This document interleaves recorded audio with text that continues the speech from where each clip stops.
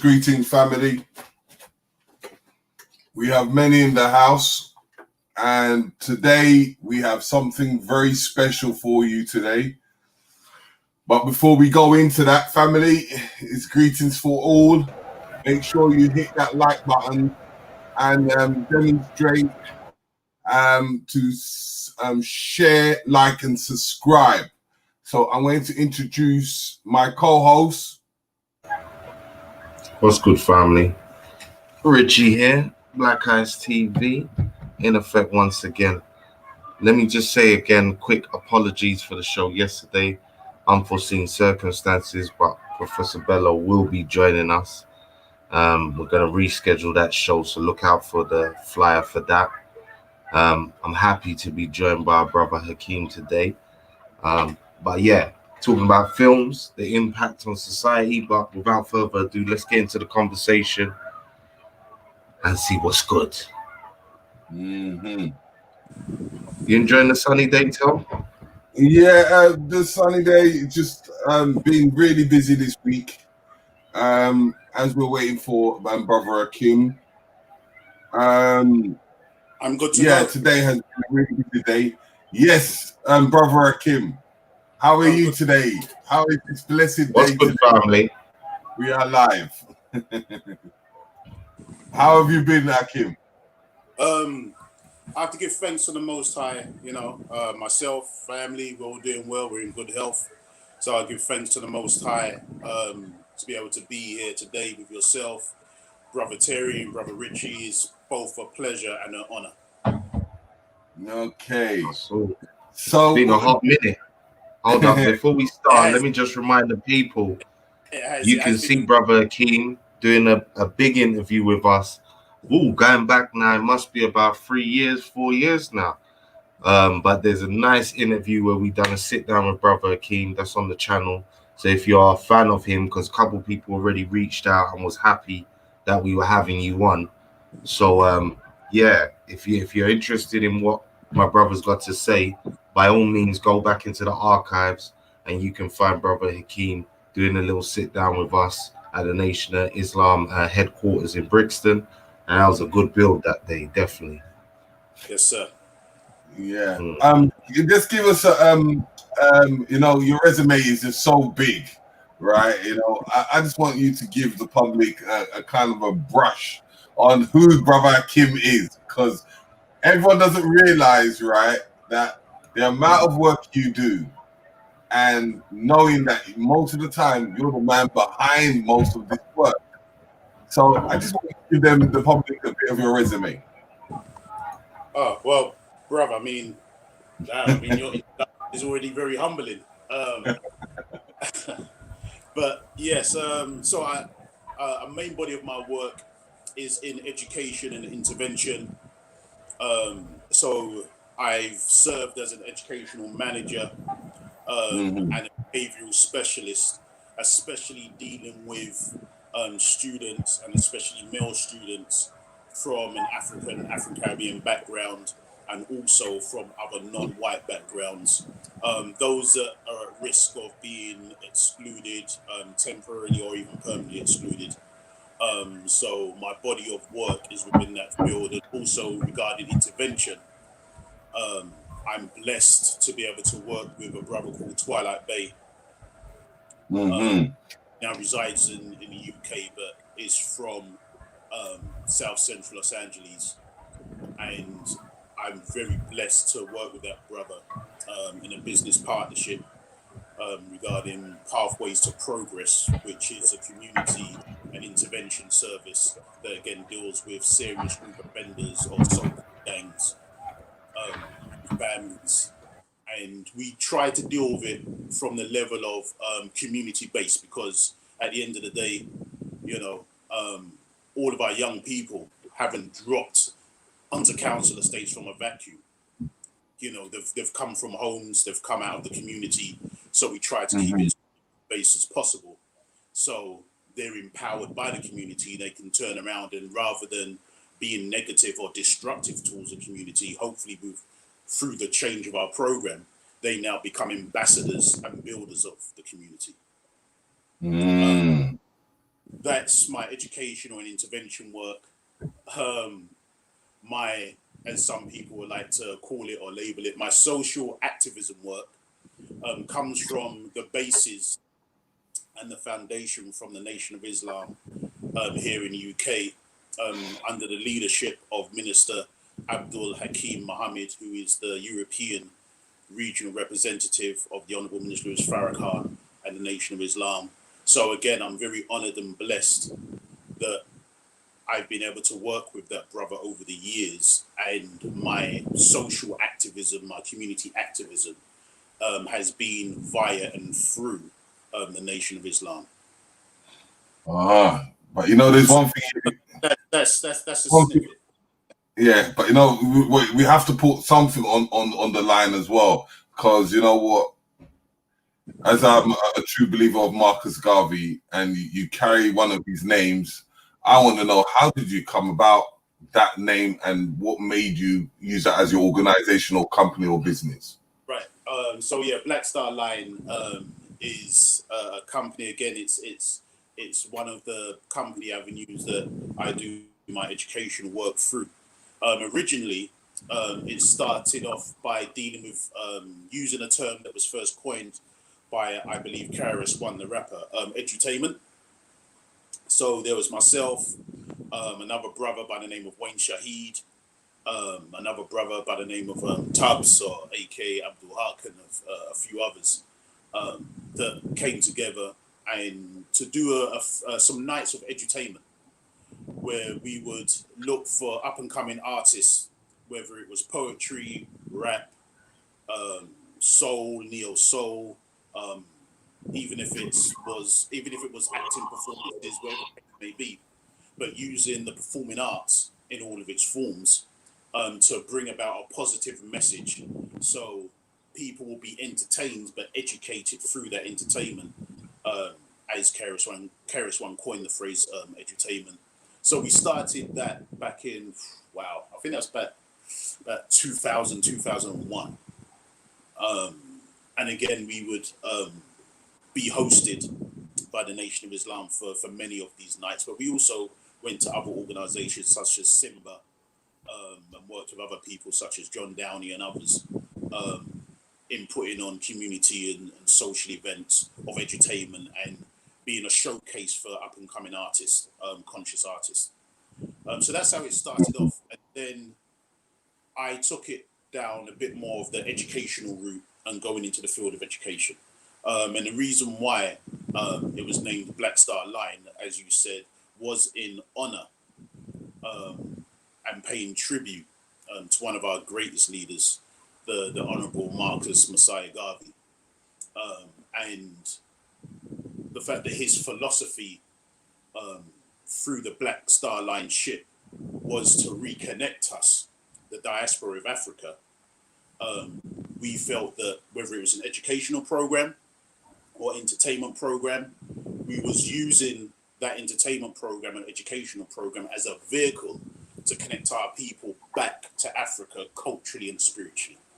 So that's the reason why we called the organisation company Black StarLine. Okay.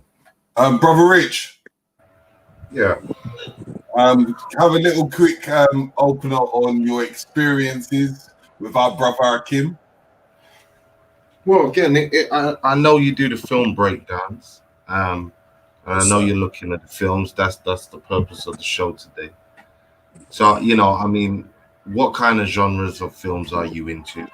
You know, when did you start kind of seeing the esoteric nature of certain films? When did that become apparent to you? Well, I've been into films ever since I was a child, you know. Like a lot of us, I come from that typical black family household where, you know, we love our film, right? You know, and we'll be there watching the film. You know how it is with West Indies. I remember my dear mother who passed a couple of years ago, but my dear mother that came from Barbados, you know, she was typical in the sense of if there was a certain film on, especially spaghetti western or whatever the case may be, she would talk to the screen. You know, she would talk to the actors, especially if it was someone like Lee Van Cleef or something like that would appear on the screen, and she would say, "Oh, no, that's a bad man," you know, and she would talk to the screen like, "Look, you idiot! Can't you see what he's going to do? Look, I tell you what he was going to do. He didn't listen." And so she would talk to the screen as if she was in the film itself. And I noticed that even from a child, the level of emotional impact what was coming off the screen would have on us as viewers. And so my interest was sparked from there. And then from say my mid-teens, I wanted to get into the film industry. We're talking about going back to the early to mid 80s. And back then there was no pathway, especially for a young black male coming from the inner cities to get into the film industry or media industry. I'm talking about the 80s now. But however, I was fortunate enough to carve a pathway into a training program back in the late 80s when I was in my late teens now, and worked for my first film and video production company in Dean Street, Soho. And that was my first venture into the film and video industry. And then from there, I worked for other companies, Metro Video and Samuelson Communications and so forth. And then at one point, I attempted to go to university and also study film, but things didn't work out too good there, which maybe we'll get into later on. But then I came out of there and became a freelancer, an assistant camera person, an assistant editor. And so that was kind of my venture into film. And I was in that industry for a while before then I started to get into education. So my interest though was always the impact that film and the impact and influence film has on an individual or collective of people. And like I said, that was sparked from ever since I was a child. Something was telling me there's something about this that just draws you in so much and has such an impact on you. So that's where it was sparked from. No, I feel you. I mean, now as a big man, I know you must have heard the statement many a time: "Art imitating life." Sure. You understand? So, but I wanted to ask you, and we're obviously going to go back into the movie side. But what's your take on the reality show scene? Because obviously, we're in a time of unaccountability and madness, and again, this goes back into our title of the impact of movies and programming. So when you see the reality shows now, since the era of Big Brother, because you've come from that era, you know, back enough to have seen the beginning of how reality shows now have kicked in, you know, what does that tell you when you see the level of shows, the level of, again, emotional involvement that people have in these shows, whether it be the Love Islands or whatever else is out? You know, I think it's kind of a bit of an oxymoron, in a sense, to even call them or the name that they have as a TV genre, reality TV, because I think they're far from reality. I don't really spend too much of my time on them or watching them at all. But to kind of dive into your question,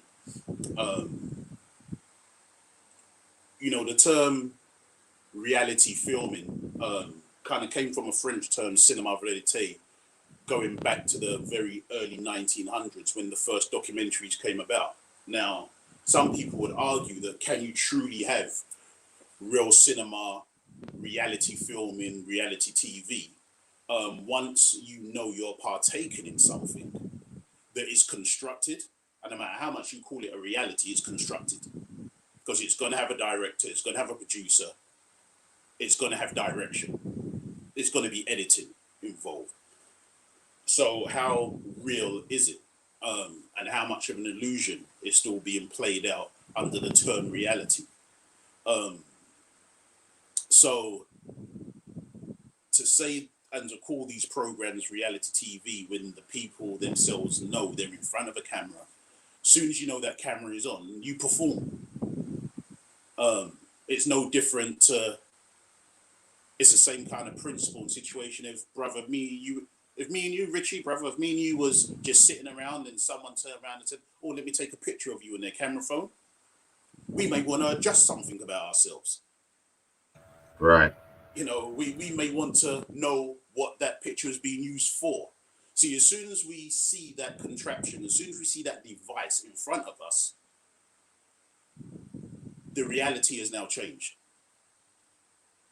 We are now looking to act or express ourselves via the medium of that device.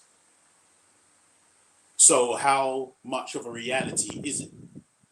So I would say that most of these shows, if not all of them, they're not really based on reality. They don't serve reality. And the purpose of them is not to give people a deeper meaning of the functioning of reality. Hence the reason why I don't even want to call them reality shows, whether it's Big Brother or the Kardashians or whatever the case may be. The brother from the group, Run DMC, Run's House, whatever the case. I mean, they go by the name reality shows, but they're far from reality. And also, right. I think, in my opinion, I think one of the purpose that they serve is to be a purpose of distraction. In an ironic sense, to divert you away from reality and keep you tied up in a fantasy, and even to dumb you down. Because out of all the shows that even I mentioned and you mentioned, brother, and other people could mention, what is the level of intelligence? What is the level of knowledge, wisdom, understanding that you really get from these shows, that you really hear being discussed on these shows? Or more importantly, do you really see people living out on these shows? And I would say it's practically zero. So I believe that we have been living in a time where it serves certain people to have the masses very much dumbed down and be disconnected from their actual reality, because it just makes for an easier population for social management. Definitely. I definitely feel you on that. It is the business of distraction that I do agree with you. You understand? Mass distraction. Yeah, definitely. I mean, right now, in the current time that we live in, there's big bucks for anything that can keep people's mind off of what's really good in society, as I see it. So it doesn't take a lot for them now to knock up some silliness and push it out there. If again, as you said, they believe that they will capture your attention, which is the name of the game. Keeping your attention fixed upon things that, as you said, don't have value, don't nourish you, don't self-sustain you. So I definitely feel you on that one. When you're looking at black entertainment as well now, how do you feel? What's your opinion on that? When you're looking at black programming and some of the movies that's come out. Well, again, I mean, I prefer to kind of take that from the angle to kind of get to the root of it. Look, see, brother, if I was to bounce this back to you, if I was to say to you, look, brother, what is what is the actual function and purpose of, because you're in media, right? As you're saying, Black Eyes TV, which is a beautiful and wonderful and much needed platform for our people nationally and internationally. So I've got to commend you, brothers, for what you do. But we need to understand what is the purpose and what is the function of and for media. What is its purpose? Well, look, for me, as somebody who loves films, yep, movies are meant to inspire, make you laugh, make you be able to embody a moment in time fully as if you're there. That's the best movies, in it, where they can convey a moment, an experience, and you can easily graft yourself to that moment based on you identifying with the characters, with the realness of the scene, you understand, or with the general interest in the storyline. So that, to me, that is good movie making. Okay, good. So whether it's film, it could be print media, it could be media that deals with the audio, whether that's radio or music or whatever the case may be. It could be now in the digital realm, digital media, TV. But in my viewpoint, you see, the purpose and function of media is to, like you said, it's to celebrate, it's to express various different viewpoints. It's to also promote and propagate the very purpose of existence and function of the nation that the media serves. So if you're a sovereign nation or if you're an autonomous nation, so China has its media, and all those things that I just listed regarding the purpose of media, it would do for China. America has its media, and all the things I've just said, it would do that for the nation of America. Germany, we can keep going through it. So the question is, as Black people, then, are we putting the cart before the horse? We want to have Black production companies that produce films, which is great. We want to have record labels, we want to have IT outlets, but have we even formulated an independent social institutions that our media promotes and propagates and celebrates what we are as a collective of people? See, are we worrying about trying to build the voice, or trying to build, I should say, a mouthpiece, but we haven't actually formulated the body that the mouthpiece speaks from and for? So my thing is, and even when I deal with and teach film, especially to our people, I try to deal with it and deal with it as a teaching tool. And a teaching tool to, like you said, inspire, but to inspire what? A teaching tool to give information, but to give information for what? A teaching tool to give knowledge, wisdom, and understanding, but to serve what purpose? And to me, if it's not serving the purpose for us to start building our own independent institutions, then we can talk about having a Black film director, Black script writers, Black actors, Black singers, as much as we want. But unless we have the institutions that these performers can perform from and propagate and promote the achievement of having social autonomy, then, we're always going to be demanding the Oscars do this more for us. We're always going to be demanding the BAFTAs do that. We're always going to be demanding the BBC should do whatever for us.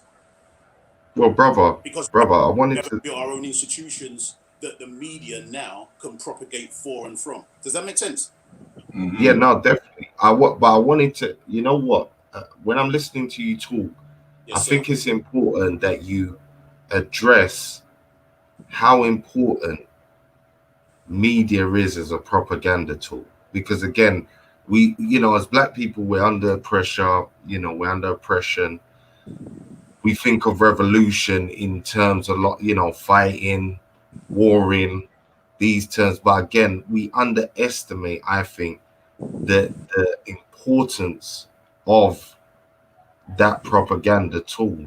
So I think maybe speak to that, because again, a lot of people maybe look at it maybe as just entertainment and don't realize the key part it plays in how you make up certain things. Right. Yeah. Okay. So Rich, before we go into that, because he has a presentation, the presentation will be key before we start to even go into more in depth in that dialogue, so that people can break that, so people can have a much more understanding before we even go through that dialogue, because the demonstration will speak for itself. That's what I'm talking. So yeah, brother. Yeah, so as Brother Terry said, because Brother Terry asked if I could do, it's just a small taster of what I do in the overall film breakdown. Because if we was actually to do an actual film breakdown presentation, I would need just 3 hours alone just to do that. So I do have a little taster, kind of, so you can get an idea of those points you've just raised and what I do if I deliver the full presentation. But to speak into your point, Brother Richie, maybe if we say go back to 1922, have you heard of a gentleman by the name of Walter Lippmann? Yeah. Right, okay. So Walter Lippmann, an American European Jewish man, and he's considered to be the father of public relations. If people are not familiar with him, maybe they need to get hold of some of his books. Public Opinion, Phantom Public, Preface to Politics, because he was also an advisor to the government. And in some of the books that I've just listed, he compared the masses to a great beast or a bewildered herd that needed to be governed by a governing and ruling class. And he wrote about this in 1922. This was also coming out of what was called the Creel Committee or the Creel Commission, CREEL, which was a commission that was set up under, I think it was the President Woodrow Wilson for World War I, so they could influence the American public to be involved in World War I. So Walter Lippmann understood how masses of people have to be cajoled and directed to a political outcome that you wanted. And so also in 1922, you had the founding of the Motion Picture Association of America, the MPAA. Now, have you ever sat through the credits of a movie, brother? Whether it's, and it doesn't make no difference whether it's Warner Brothers, 20th Century Fox, it makes no difference what the studio is. But if you notice at the end of the credits, there's a little symbol that you would see, and it looks like a globe in an oblong shape. And it has lines going through it, and then it has, in the middle, it has 4 circles that resemble the old film reels. I don't know if you've ever seen this image, but next time when you watch a film coming out of one of the major studios, go to right to the end of the credits and you will see that symbol. Like I said, it makes no difference whether it's Paramount, like I said, Fox, Warner's. It makes no difference to what the studio is. That symbol is always there because that's an institution that was also set up by early American European Jews such as Samuel Goldwyn, Louis B. Mayer, Jesse Lasky, and others.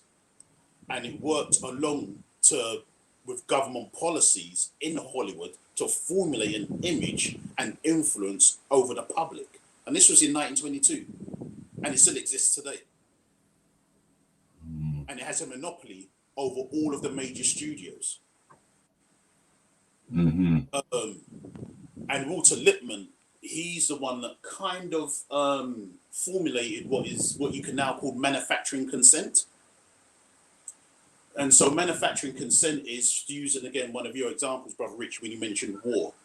You see, when the UK government and the US government wanted to invade Iraq, the first Iraq war and the second one, if you notice, if none of you can remember, brothers, remember like the Sun newspaper, the Daily Mail and the Mirror, there was carrying the same campaign of just this generic squaddy. And behind him was the St. George English flag. And you could cut it out and stick it up in your window, in your vans, and it would have a line, support our troops. Support our troops. Yeah. Remember that tagline? Support our troops. Right. You see, that's manufacturing consent. The reason why is because that was a media and government plan to have the masses to focus on supporting the troops. Why? Because that individual soldier that may be signing up because he's unemployed or she's unemployed, that individual soldier that's signing up to the military because they see it as a way to be able to get a degree or to get some type of qualification. And if you notice, brothers, because I know we're of a similar age, when we was in school, in secondary school, back in the 80s, the military never used to come to us on career day, did they? You know, you could walk to different boroughs in the cities of London. You could walk to different parts of London, whether it's east, north, south, or west, but you wouldn't see the military set up with their canvassing spots, handing out flyers. But you started to see this. I don't know in the other parts of the country, but definitely in London, in the UK, you started to see this towards the late 90s going into the 2000s, and the military actually going into schools. That was one of the reasons why. It was because the military numbers in the UK had become depleted. You know, they wouldn't go to Mayfair or Knightsbridge, but they would go to Hackney or Brixton. And the slogan was support our troops. Now, the question is, if you're going to come with the slogan, support our troops, but it wasn't the military that asked for the war, it wasn't these ordinary people out of society that asked for the war, it's the government, then how comes the slogan isn't support our foreign policy? See, if you put the slogan, support our foreign policy, people are going to question what your foreign policy is. If your foreign policy is to act just like a gangster, to act just like a criminal, that you want to charge most of our youth with that behavior of jacking, of lying, grand larceny, and then you act in that same way to get someone's natural resources, to get someone's oil, or to get someone's diamonds, or to put someone out of government and now replace them with someone that you want as a puppet. You see, that's now your foreign policy.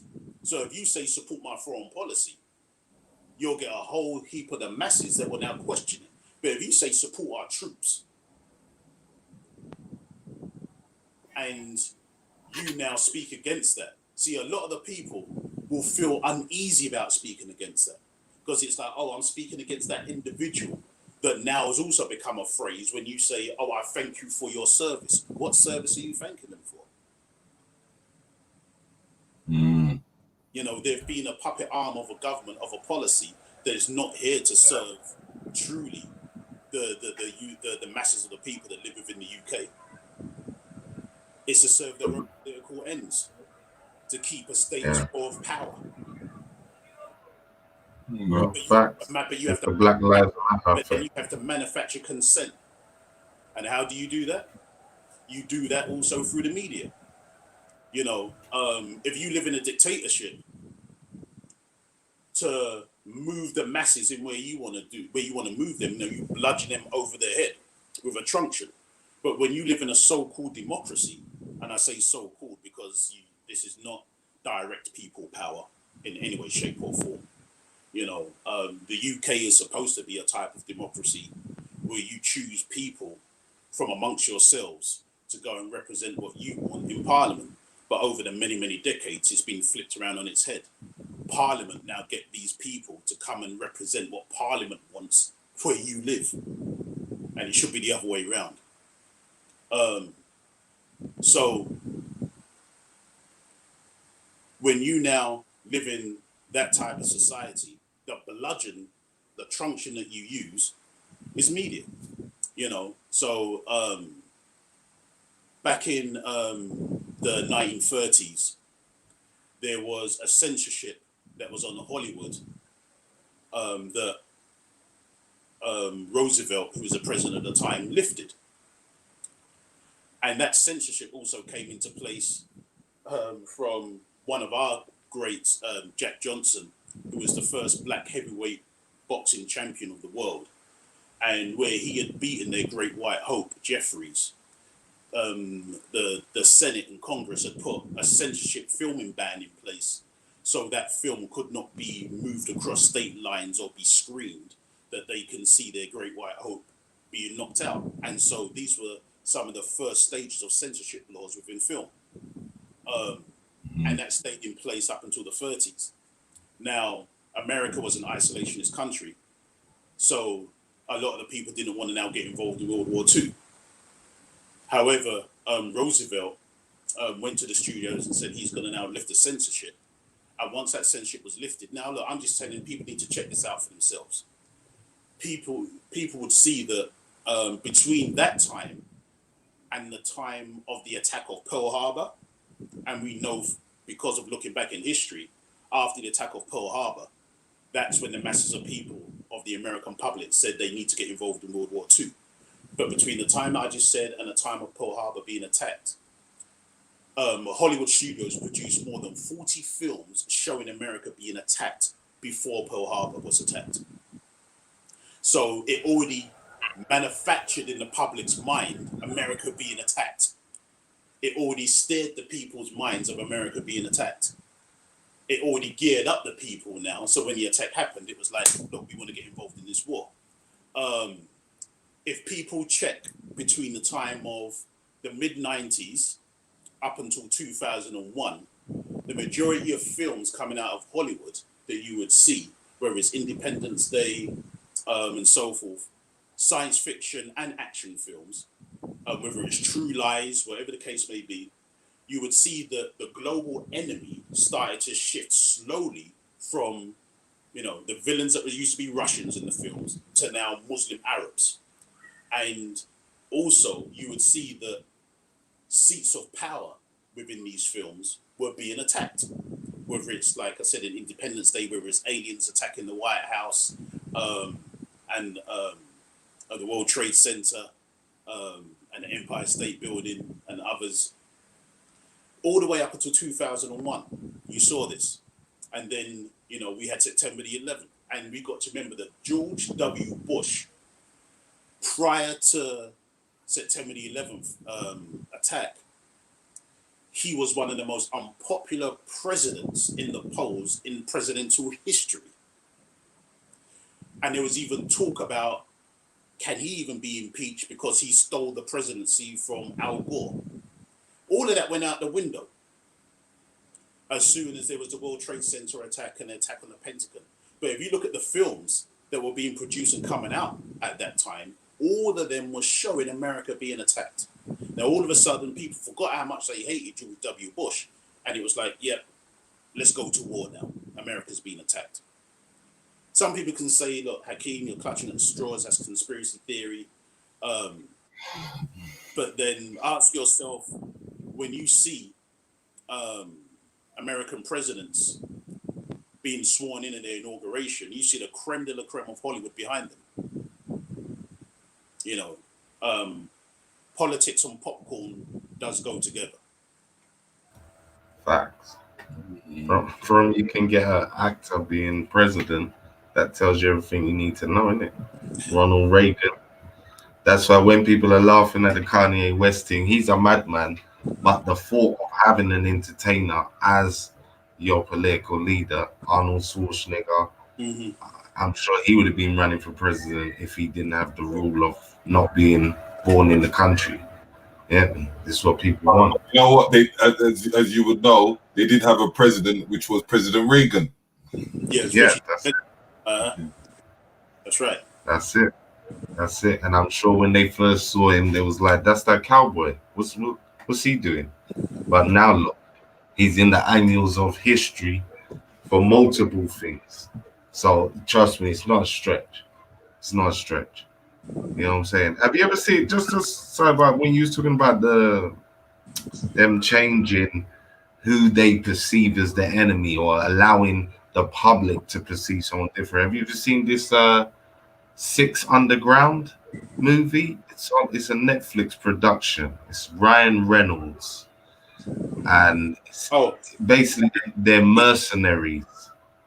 Ryan Reynolds. And they're top. Is he trapped underground in? Is that the one? No, it's like it's a movie about him and 6 other individuals that are all, you might as well say, mercenaries. And the movie's about them toppling a government.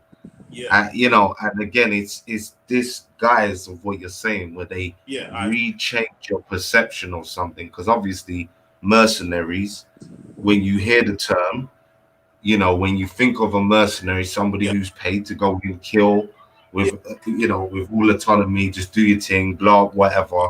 But the way in that movie they've gone into the zone of trying to glamorize it, obviously give them a nice face, a fun face. Yeah. So you don't focus on the fact that they're actually toppling the government and killing multiple people. You understand? And then disappearing into the wind. But brother Richie, you know what? I have seen that film, and you're so right, because you know what? You know which character and which film they have done that the best with? Tell me. James Bond. That's all. Remember, James Bond, they say he's a spy, correct? So here's a challenging question for all of us.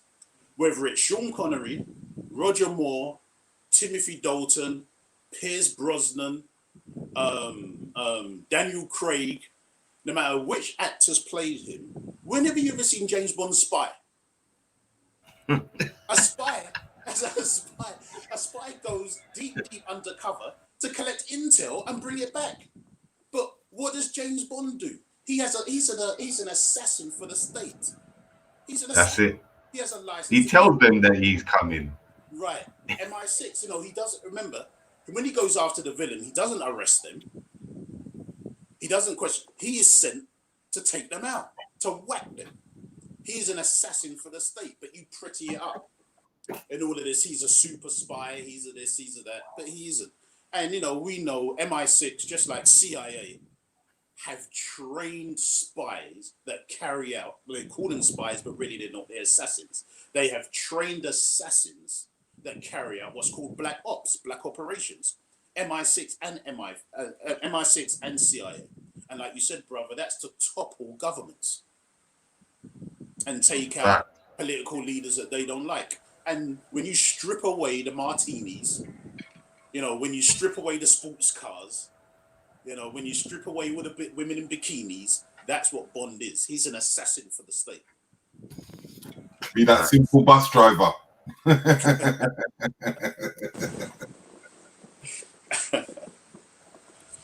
Yeah. Go on, tell. Sorry. No, I was going to say, before we go, we're getting deep into the dialogue, and I know we're enjoying it. But, you know, I just want to... Am I still with you? Can you hear me? Yeah, I'm here. Can you hear me? Yeah, we can still hear you, brother. Can you hear us? Hakim? If his reception might have blinked, that's why it takes a moment for the sound to come back on. Can you hear us again? Can you hear us? Hakim? You back? Can you hear us, brother? Can you hear us? Can you hear us? Mm-mm. You can hear me, brother Rich? Yeah, I can hear you, Till. Okay. Me and you.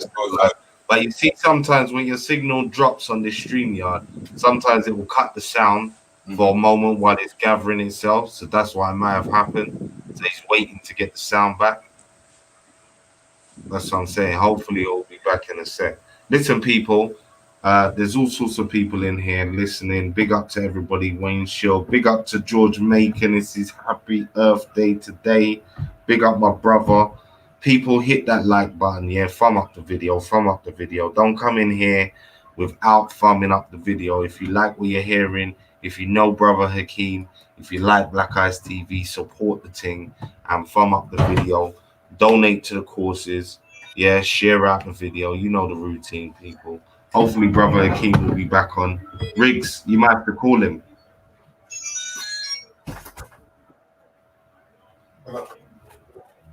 Yeah, your sound went. Yeah, if you don't know, if you didn't hear me before when we came on and started, as I said, the Professor Bello Haiti conversation will be rescheduled, hopefully for Sunday. We're looking to redo that show. So anybody that was looking for that show yesterday, look no further. It will be coming back around. I was looking forward to that show myself. If you want to know about the Haitian Revolution and how it's changed from then to now, that's what we're doing. So look out for that, people. Yeah. Is he logging back in? Yeah, he's logging back in to do the presentation. So he'll be back, and we could have that dialogue. While we're waiting for that, people like that, share, like, and subscribe. What's the show tomorrow, Riggs? The show is about a nerd. Engineering. Yeah, it's engineering. It's about the nerd in the project, understanding that we have highly intelligent kids within our community. Most of the time we dismiss it, or we push it aside because we might call him a nerd, or we might disown him in the fact that we're not uplifting or uprising that type of person within our community into getting into their aspects of what they are good at. Because, in all movements, you have many different departments. And within these departments, we have great, as we call it, great people within that. And we should be uplifting them so we can able to connect. Now we've got Brother Hakim back in. It seems like the government didn't like what we were saying. That's it. They have to lock it down quickly. I feel you. What are we getting ready to do the presentation? Okay, we're gonna go into the presentation. Yeah, I'm just getting that set up now. Okay, just give me a moment. Okay.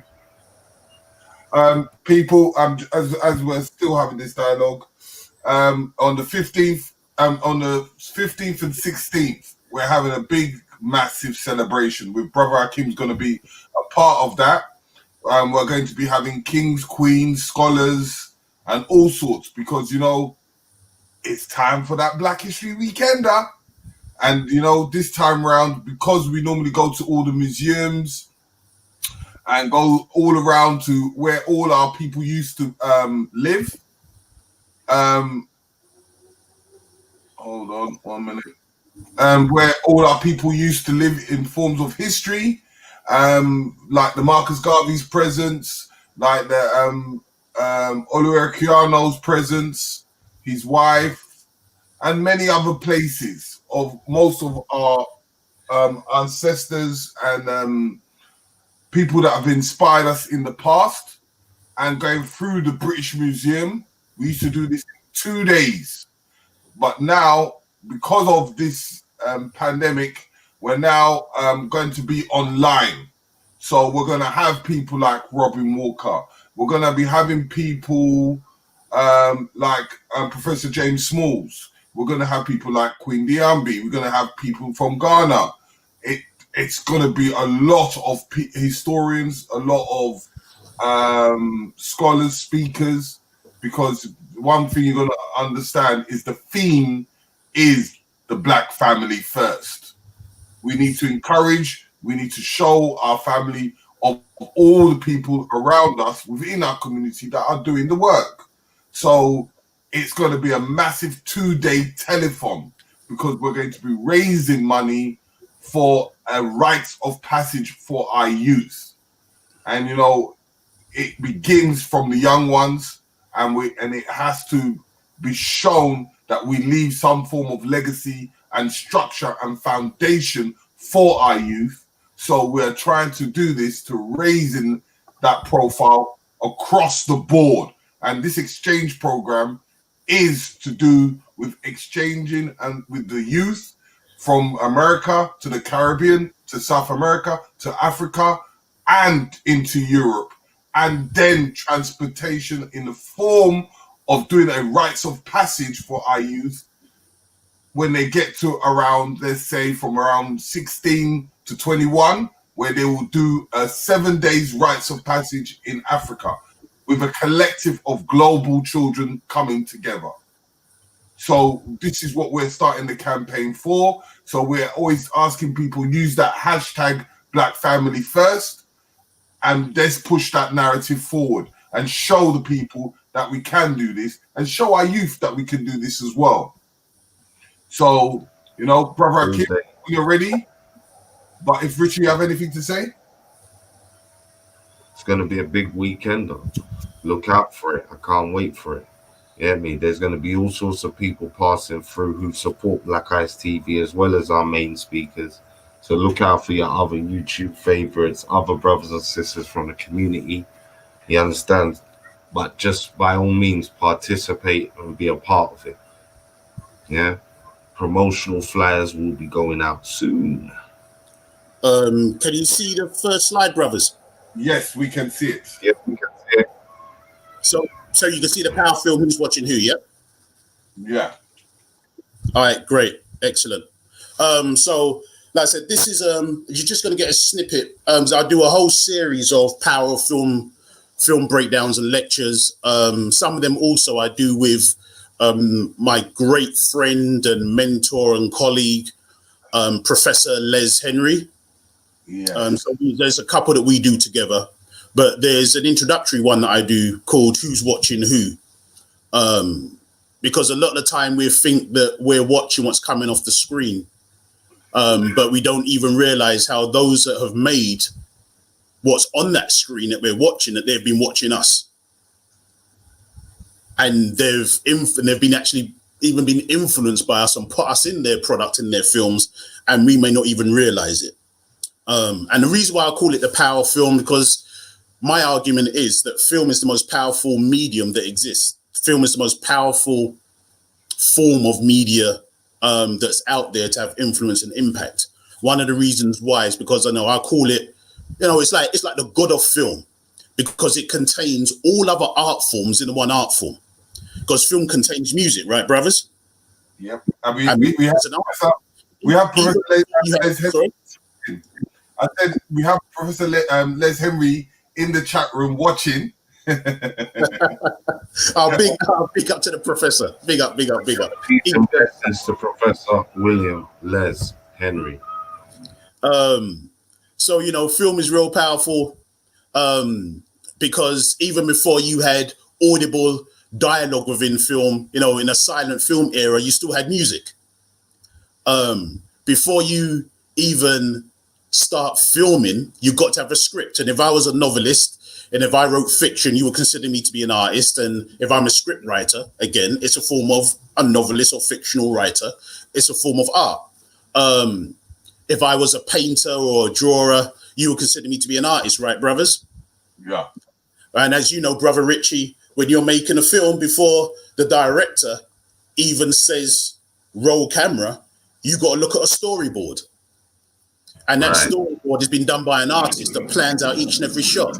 If you and I go to the theatre and if we want to indulge and enjoy the art form of thespians acting, that's where we go. And as we know with film, you've got actors and you've got actresses. So it contains all of the art forms in one. That's one reason why I say it's powerful. Another reason why I say it's powerful is because of the economics. Two of the highest grossing films in history. One of them is, you're familiar with the Avengers Endgame? Of the Marvel series? Right, so the Avengers Endgame and Avatar, both of them have clocked in round about close to $3 billion each. Now, if Avatar clocked in round about $3 billion from 2009, and I'm quite sure you're familiar with the African nation of Eritrea, right, brothers? Most definitely. Right. Well, Eritrea in East Africa, Eritrea's GDP its gross domestic product for 2009 was only $1.8 billion that it earned for a whole year. Guyana, in 1 year, to earn $1.8 billion in 2009 for the whole year. Guyana, for the whole year of 2009, its GDP was $2 billion. And here you have one film coming out of Hollywood, one film, Avatar, that earned close to $3 billion. So you've got one film that can earn more than a whole nation. People need to understand why film is so powerful. Are you with me so far? Mm-hmm. Okay. Most definitely. So, you see this white gentleman there that's behind the camera? This gentleman is famed for inventing the 16 mm, I think 35 millimeter camera. He's also famed for inventing the light bulb, but we know that's not totally true, right, brothers? Yep. Okay, so which black man actually had to redesign his design so we can have the light bulbs that we have today? His name was Lewis Latimer, right? Yeah. So that was a black inventor, but unfortunately, he never got the patent. Hold on. Say his name again. Lewis Latimer. Lewis Latimer, that's all. Yep. That's all. So this man here, he said this: whoever controls the film industry controls the most powerful medium of influence over the public. And that was Thomas Edison. So film has always had this agenda. Now, I just want to read from this scholar, Graham Turner. Although film studies are established in institutions around the world, we are now at a crucial stage in their development. Film is revealed as not so much a separate discipline, but a set of distinct social practices, a set of languages, and an industry. The current approaches to film come from a wide range of disciplines: linguistics, psychology, anthropology, literary criticism, and history. What's the last one, brothers? And you're catching me out there. You're catching me out. What did you say on your screen? What's the last discipline? The last discipline. Yeah, after literary criticism and history. History. Yep. My profession. Right. Say that again. And history. Say it one more time. History. Right.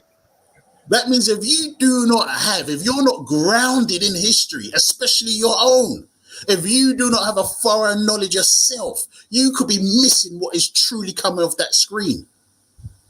Because as it goes on, as Graham Turner goes on to say, and serve a range of political positions, whether that be Marxism, feminism, and nationalism.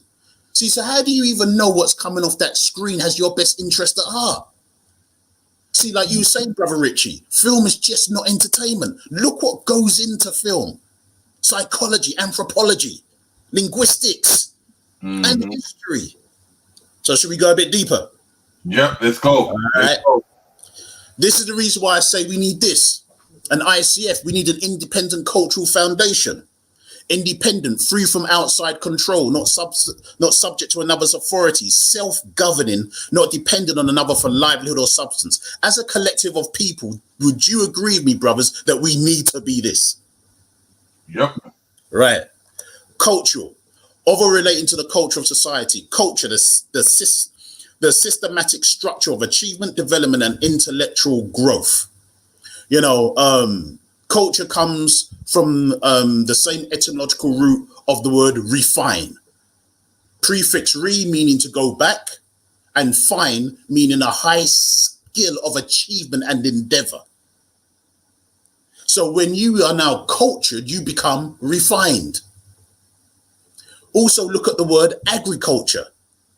See, Brother Richie, Brother Terry, if I said the word agriculture to you, what does the word agriculture mean to you? To grow. Right, grow. Cultivate. To cultivate. Right, farming. Cultivate. Right, okay. Yeah. So agriculture, from this day on, we must look at it as it's the science, the applied science of farming for a specific purpose. It's the applied science of knowing weather patterns. It's the applied science of knowing the very nutrients that's in the earth, in the soil. It's the applied science of knowing even the nature and behavioral traits of animals and husbandry. so you can bring forth the best produce or harvest the best crops. That's its function of purpose. But in the term agriculture, you do have the term culture, to cultivate. And that's the aim and purpose, or should be the aim and purpose of our culture, to harvest and bring forth the best out of you as an individual or the collective of people that you're from that share the same culture. You with me so far? Yep. And foundation. A firm base for building and action for establishing institution or organization and underlying basis or principle. Focus on the word institution, because we was having this discussion earlier before we started this presentation. It's institutional power that we truly need. If people are now, if everyone's coming to terms with these now buzzwords that, you know, you have institutional racism, you have institutional sexism, and as I would like to say, you have institutional poverty, then movements is just not going to be enough to deal with that. Organizations are just not going to be enough to tackle that. You need institutions, because only institutional power concedes to another institution. You know, a movement may be an annoyance to an institution. At best, an organization may be a thorn in the side of an institution. But an institution truly sees as another threat another institution. Because we're talking about having autonomous control of social power when you have institutions. Is Hollywood an institution? You still there, brother? 100%. Right. Is the BBC, is the BBC an institution? 100%. That's what we pay TV license for. With the Queen stamp. Damn right, the BBC is an institution, because, you know, the Director General, and when the BBC Trust used to exist, I think they renamed it something else 2 years ago. But and you know, you hear what's going on in China today with Hong Kong? Well, the man that used to run the BBC Trust a few years ago was Lord Patton, the last governor of the colonial control of Hong Kong for Britain. After he gave back Hong Kong to China, he then became the chair of the BBC Trust. He also sits on the board of directors for EDF Energy and BP Oil. He's a Conservative peer and a member of the House of Lords. That's who the BBC is tied into. It's an institution. And we wonder why the news can be so biased when it's got to do with showing the truth of invasion of foreign lands. Well, if you've got an investment in the oil of them lands, then of course you're going to manipulate the news. Make sense? Yeah. If people disbelieve me, check it out for themselves. Right, so with an ICF, I say that now, once we have an independent cultural foundation, we should be able to formulate what I like to call our 3 C's. Cognitive, the process of understanding, acquiring knowledge through thought, experience, and the senses. See, you've got to bring all this with you when you're breaking down film.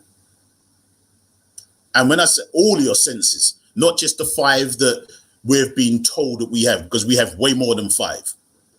You know, there's a sense of motion. Yep. The sense of balance. That's a sense. When people say, boy, I just chat to that brer, you know, he ain't got no common sense because what he said was nonsense. Well, we are saying that he's not using his sense of logic or sense of reasoning. That's a sense. So we've got to bring all of that with us, and all of the knowledge that we have acquired and are still acquiring, and our life and lived in experience. We've got to bring all of that with us to be able to give us a process of understanding. Celluloid. You know, I like to use that term because, again, in its etymological root, it comes from the same root word as cell. Hence the reason why in old school animation, those squares that you would see on the film strips used to be called cells. So I like to look at the smallest component, like a cell of your body, that makes up the whole, and the whole that makes up the smallest component when we're breaking down film. And conceptualization, philosophy, an idea or mental picture of a group or class of objects formed by combining all their aspects. Also, conceptualization also comes from the etymological root of the word to conceive, hence you have contraception and what have you. So it's about giving birth, and giving birth to a new way of seeing and breaking down film. And that's what it's about. It's about us using what we have, our cultural foundation, to break down film for our purpose, for what we want to use it for. Because, brothers, have you ever heard of the term? I don't know whether you've, some people that may have studied film may have heard of this term, but you ever heard of the term cine perceptum? No. Yeah, you wouldn't have, because I just made that shit up, bruv. But that's that. There you go. But that's an independent thought. What do you think white folk do? White folk make up their things all the time, and then they get their own peers to give it an accreditation, and then all of a sudden it becomes a legitimate study, according to who? So you know what? I've just come up with the term cine perceptum. If I have 3 or 4 or 5 black academics give a citation to it, well, we've got an academic term. Let's be independent in our thinking. You with me so far? Yeah, that's beautiful. That's where that what do you call it? Grammar, logic, and rhetoric. There you go. Right. Did you all watch the Luke Cage Marvel series on Netflix? Unfortunately. Yeah. Unfortunately. I won't. See, the showrunner, brother Chio Hadari Coker, he comes from also like a hip hop background, and he was very much influenced by, conscious hip hop crews, whether it was Public Enemy or Wu-Tang Clan and what have you. And that's the reason why I believe, and also, this is part of a breakdown that Professor Les and myself give, Sci-Fi versus Black Fact. But he's made sure that series has also served to give social messages in. Yeah? Here's the scene that Professor Les and myself, we like to show people, just to show and give you an indication of the type of things that he was challenging and the messages he was trying to use the series for to give. So you ready for the first clip? Yep, we're ready. We're ready to launch.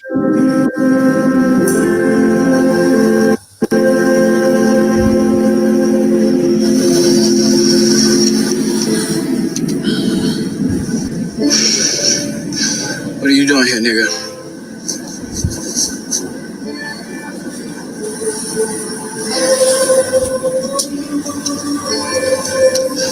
I'm not gonna ask you again. Young man, I've had a long day. I'm tired. But I'm not tired enough to ever let nobody call me that word. You see a nigga standing in front of you? Across the street from a building named after one of our greatest heroes? Yeah, a dead one. You even know who Crispus Attucks was? A free black man. The first man to die for what became America. He could have acted scared when those Brits raised their guns. Blended in the crowd. But he stepped up. He paid with his life. But he started something. That's what Pop did. Not me. I laid in the cut until he stepped up. And it cost him his life too. I ain't laying back no more. You wanna shoot me? Do it. Pull the trigger, nigga. I got all night. Do it. What? You scared? Fine. I'll do it for you.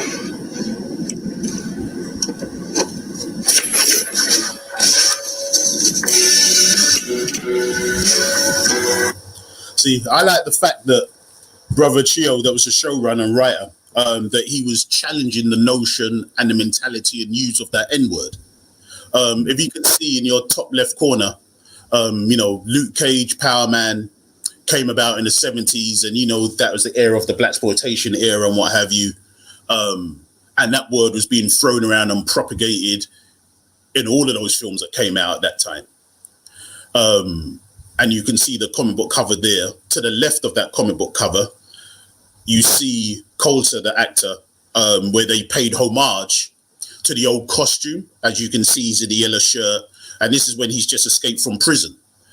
But the imagery is still of the shackles and the chains.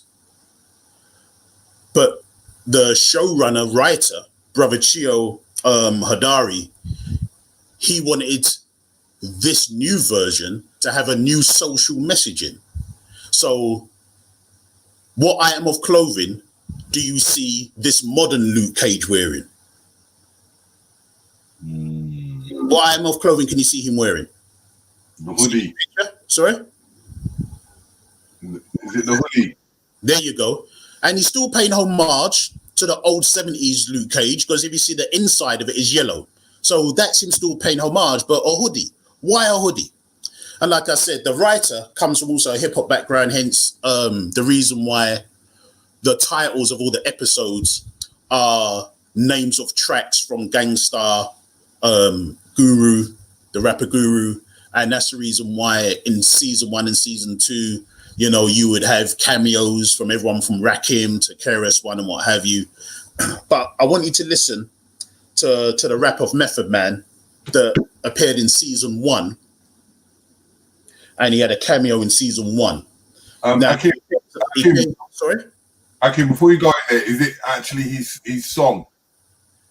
Whose song? Well, Method Man's. Yeah. It's a song that's in the show. Okay. So it's not a song that was released. So it's a song that was written for the show itself. Yeah, is it okay to play? Because we've got to be careful of copyright. That's right. Okay. But like I said, yeah, so it's not a track that was separately released from the show. So it was the song he specifically wrote for this, for the TV series, for this scene. Mm-hmm. So is it okay for me to play? It's 2 minutes. It's about 2 minutes. 2 minutes. Brother Rich, what do you think?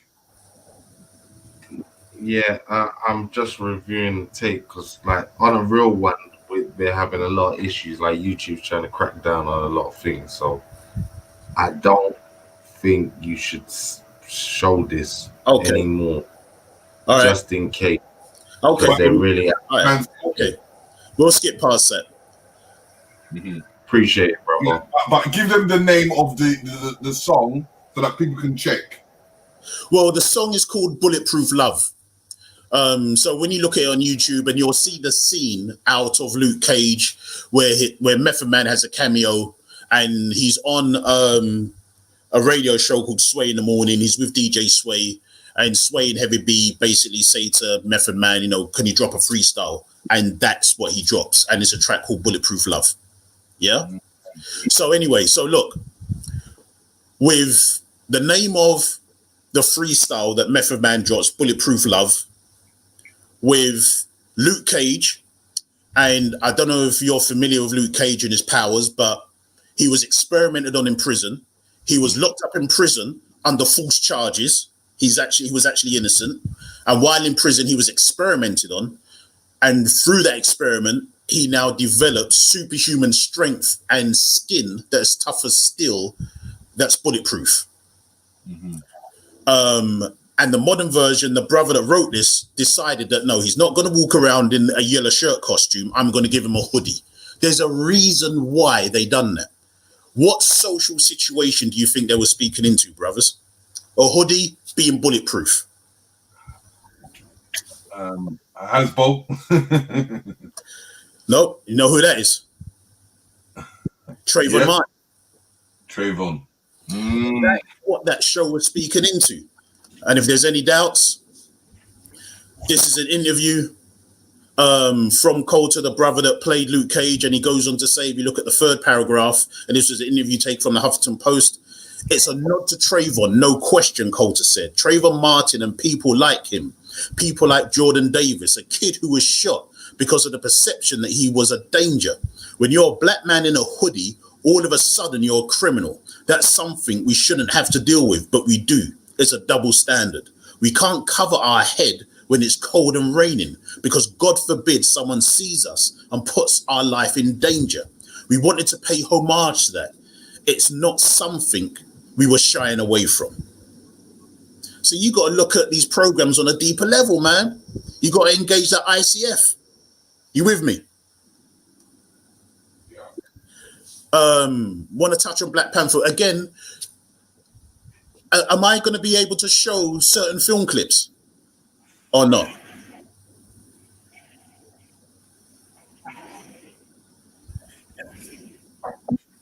Hello? Yeah, go on. Am I going to be, so it's cool for me to show certain clips. Brother. Okay. Well, look, again, Black Panther. To show what? Sorry? Sorry, what did you say you wanted to show? Because obviously it's a film breakdown, the presentation contains snippets of different film clips. So where the brother said there may be an issue, you need to let me know from now if it's going to be an issue to show certain clips.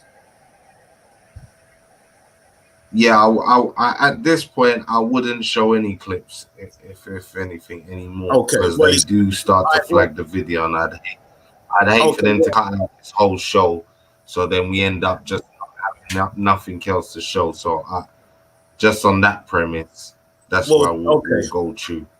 Well, to be honest, it's going to be difficult, I have to say, to do a film breakdown and not show the clips. But we'll juggle it in any way we can, okay? Okay. Because this next clip that I was going to show is rather it's essential regarding Black Panther. Because what will happen? Show it then. What will happen? What will happen is people will be able to see it now, but then if they block it, then what happens is that it will only be shown once, and that's as it's live now. And right. They will have to re-edit it. Okay. Well, brothers, is your platform, so I have to submit and follow your lead. So you'd let me know. Yeah. Okay. So anyway, in this film magazine, Total Film, which is one of the more popular film magazines that come out of the UK, he conducted an interview. And again, when people was watching the Black Panther, when it first came out, I know there was this whole kind of which side of the fence you was sitting on. Do you like it? Do you hate it? Is it a black film? Oh, why did Killmonger have to die off in the way that he did? Look what he represented. But I think people forget that it's what's called an MCU. It's a Marvel Cinematic Universe. It's owned and run by Marvel. Many different directors are hired to come in and do one job and then they leave, or maybe two jobs and then they leave. That's it. It's not their product. And if you look at it in that respect and in that context, then you appreciate the confinement that Ryan Coogler had to operate in. And considering the confinements he had to operate in, I think he done a brilliant and marvelous job in giving out a message to us in that film. But again, was we engaging our ICFs and 3Cs? This may give you a little hint at it regarding this interview. Many previous MCU movies have found their footing by taking inspiration from existing genres. Captain America: The Winter Soldier was influenced by the 70s conspiracy thrillers, while Ant-Man took the form of a heist movie. What about Black Panther? This is Coogler now responding in the interview. When I first started talking to Marvel, one thing that they were interested in was for Panther to be their version of James Bond, which I thought was incredibly interesting and exciting. See, these are my words. Give the world its first African James Bond. You see, I love Brother Idris, but I don't want him to take over and be an English James Bond, because he's killing for the state. He's killing for the UK government. Dead. I love the fact that T'Challa was our African James Bond. He was representing and fighting for an African nation. And Coogler got that. And that's the reason why he put certain things in the film. It goes on to say, on the recommended viewing list were also 70s crime thrillers such as The Godfather. With the Bond films, you get your espionage, Coogler expands. You've got your spy geopolitical thriller there, but we needed something deeper as well as far as Wakanda works. So that element of it gave way to another idea as well, and other movies for us to look at. These are movies that deal with secrets and secret societies. Now, when I do the whole Black Panther breakdown, I go deeper into that and the aspects of the secret societies, and I'm quite sure that you know the names of some of these secret societies and what he puts in the film. But I just want to show, literally, it's like a 60-minute clip of Black Panther, and let's see what we can unpack just from 60 seconds. You ready? The real question is, what are those? Why do you have your toes out in my lap? But you don't like my royal sandals. I wanted to go old school for my first day. Yeah, I bet the elders loved that. Try them on. Fully automated, like the old American movie Baba used to watch. And I made them completely sound absorbent. Interesting. Guess what I call them? Sneakers. Because you... Never mind. Right. Should we just unpack that very short clip? Right. When T'Challa Black Panther walks into her lab, Shuri's lab, his sister, what's the first line you hear Shuri say about his feet? What are those? See, Kugler's trying to tell us something. Can you remember, even though, you know, we know it's still happening, but can you remember, brothers, a couple of years back where it's like you couldn't go on social media without seeing almost like every single day there was a new clip or footage of a black person, and especially a black male, being abused, killed, beaten up by a police officer? Right. And there was one clip that went absolutely viral regarding police brutality. And it was this one. Question for you. What are those? What? Hold on, officer. I got one question for you. What are those? See, and this is just a small hint, again, of what Ryan Coogler wants us to look at regarding social oppression. Now, Shuri also goes on to say that she gives reference to her father. Shuri tells T'Challa that there was an 80s movie that father used to watch all the time and used to get them to watch. That's what inspired her to make the trainers for T'Challa that molded around his feet. Brother Terry or Brother Richie, do you know what 80s movies that was? Trainers molding around the feet? Any idea? Molding around the feet. What, Back to the Future? Way! Go on, Brother Richie.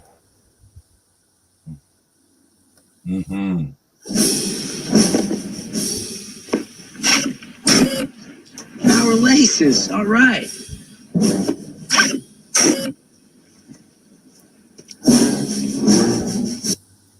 So you check that reference now, yeah? But why again? But why Back to the Future?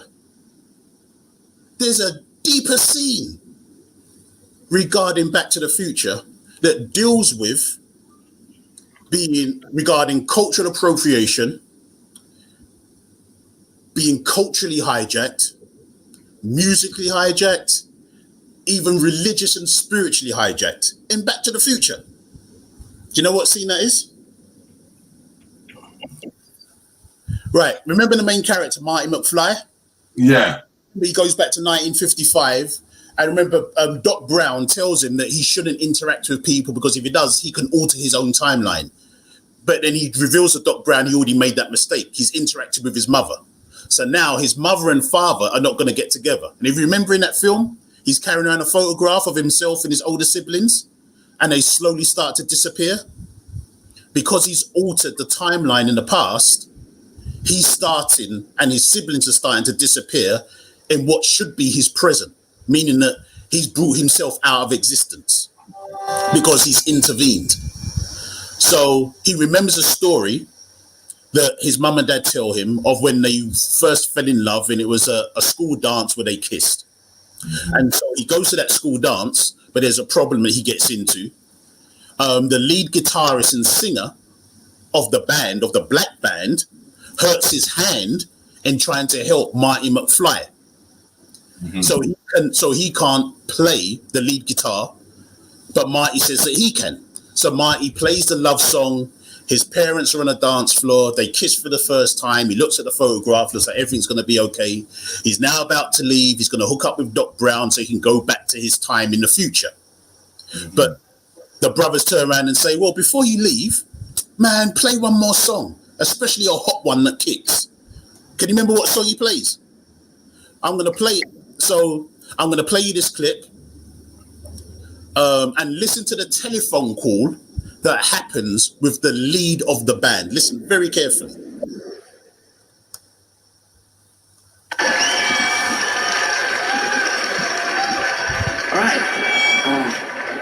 All right, this is an oldie, but well, it's an oldie where I come from. All right, guys, let's listen to blues riff and B. Watch me for the changes and try and keep up, okay?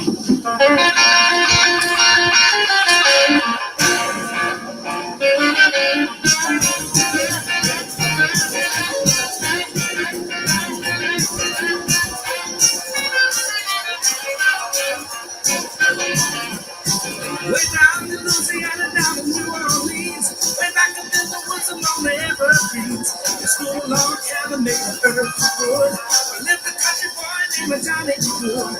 He never ever learned to read or write so well. He could play the guitar just like he's ringing a bell. Go, go, go, Johnny, go, go, go, Johnny, go, go, go, go, Johnny, go, go, go, Johnny, go, go, go. Johnny be good. Go, Johnny, go, go. Go, Johnny, go, go, go. Go, Johnny, go, go. Go, Johnny, go, go, go. Johnny be good. Jump, jump. It's Marvin. Your cousin, Marvin Berry.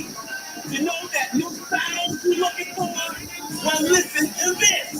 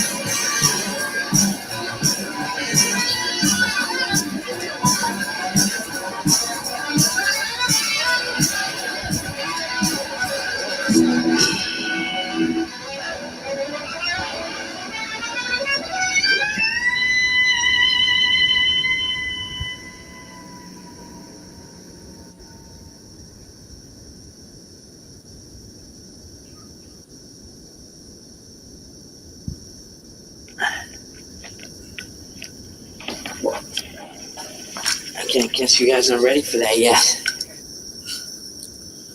Right. So, brothers, what did you get from that? Did you get anything from that? Engaging your ICF, your 3 Cs? Rich? I was gonna say, yeah, they're trying to play around with the Chuck Berry song, innit? Because he's right. playing a classic song that they're trying to get him to, you know, they're saying that the white boy invented, innit? So they're reappropriating the culture.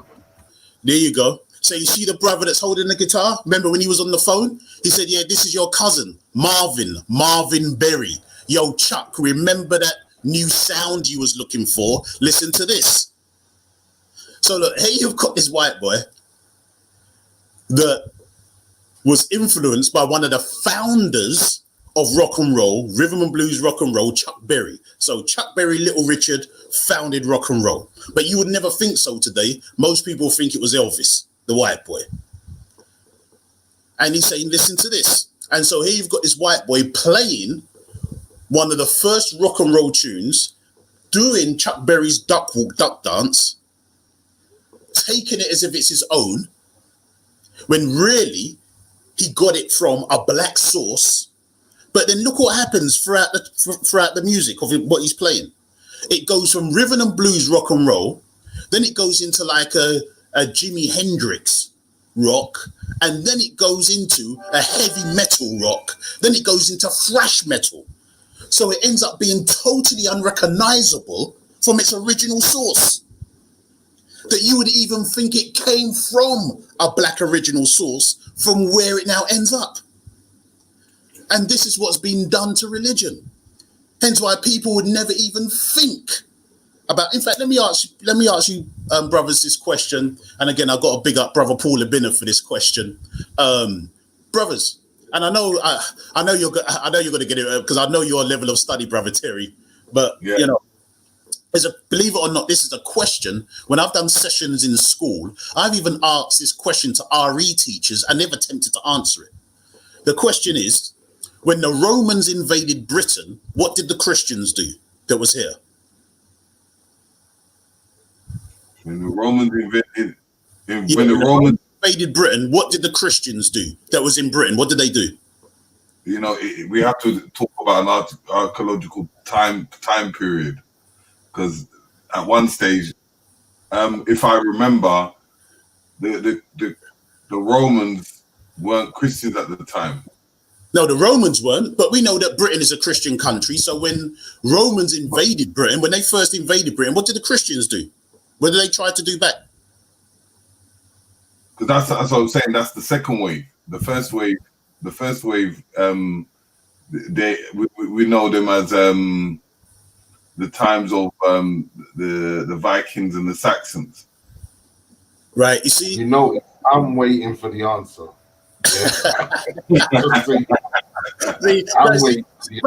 Brother Terry, he's been too academic. Brother Terry, and that we could just say the Christians didn't do anything because there were no Christians here. Exactly. Because people forget Christianity is an Eastern religion.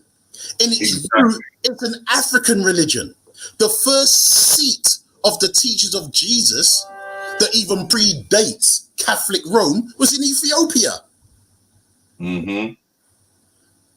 So, in its root, it's not even a white man's religion. Neither is Judaism. Neither is Islam. All of them have their root in Africa with Africans. Mm-hmm. But they become so unrecognizable down the line, just like with Martin McFly turning R&B rock and roll into thrash heavy metal. They become so unrecognizable, you don't even see them as yours anymore. Look at the way the brother's holding the guitar. Like it's strange, it's not even his. That's the way we hold the Bible today. That's the way we hold the Torah today. That's the way we hold the Quran today.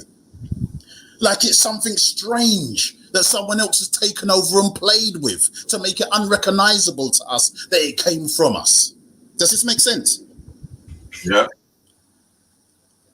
Hence the reason why, with the title of the film, Back to the Future, like the brother said, I know that some of you are familiar with this book, Stolen Legacy, by G.M. James. And again, this is what Ryan Coogler is dealing with. Stolen Legacy. Why? Because when you watch the film Black Panther, there are so many symbols that come out of West Africa. And do you know the symbol that comes out of West Africa that says Back to the Future? Do you know what symbol that is? See it there? The bird with its head that points backwards with a seed or egg in its mouth. You know, that you've got to be able to go back so you can understand what's been planted or what's been given birth to the present, so you understand the present. I know you can't see the bottom of the image of the Sankofa, but its feet points forward. So you've got to go back so you can walk into the future, be prepared for the future. This is the symbol for Back to the Future. And all of this from a 60-second clip from Black Panther. Mm-hmm. So you can imagine if we broke down the whole film.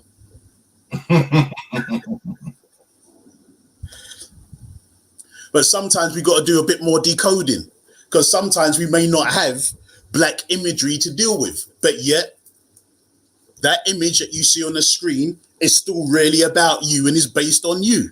What do I mean by that? Do you know who that is? Yeah. Who's that? Good old Four. Good old Four. All right. I'm literally, again, because I know you spoke about copyright, so I'm only going to play about 10 seconds of this, okay? Okay. Look at his fighting style. Look at the way he fights. Next.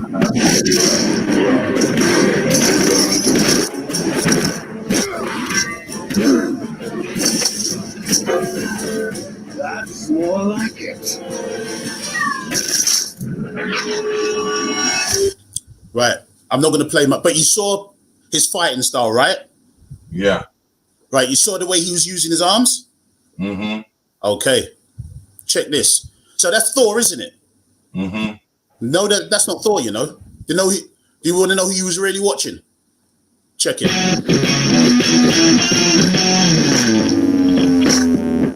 It's fair to say this is a demanding physical role for you. What kind of style, like what's the fighting technique of Thor?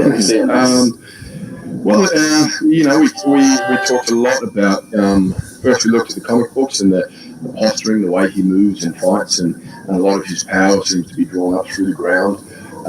You know, we talked about boxers, you know, Mike Tyson, very low to the ground, and big open chest and big shoulder swings, and very sort of brutal, but, you know, graceful at the same time. So when you think you're watching Thor, you're watching Tyson. So, like I said, the look of Thor with the broad chest, broad shoulders, and when you see him looping, when he's swinging that hammer, looping, remember the way that Tyson used to throw them uppercuts, coming up all the way up from the ground, from his waist and looping upwards. So you think you're watching Thor, you're watching Tyson, and you know my man's making a comeback. Well, remember this year as well. He's just the Thor character. They're based on the Orishas, isn't it? That's right, with the whole the hammer and. But again, I'm just touching on it. And they actually did that in the comic books as well. There's if you go into the history of the DC comics, the War of the Gods, you see the full characteristics of what is. And that is Shango.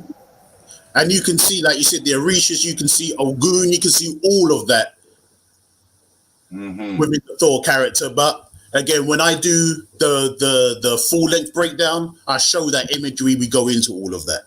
But these are just the snippets. Mr. O'Connor. What? You know the familiar with the X-Men? Yeah. Okay. Well, listen to Malcolm and then listen to one of the characters from the X-Men, from X-Men 3, and see if you can just see the link for yourself. What is your real name?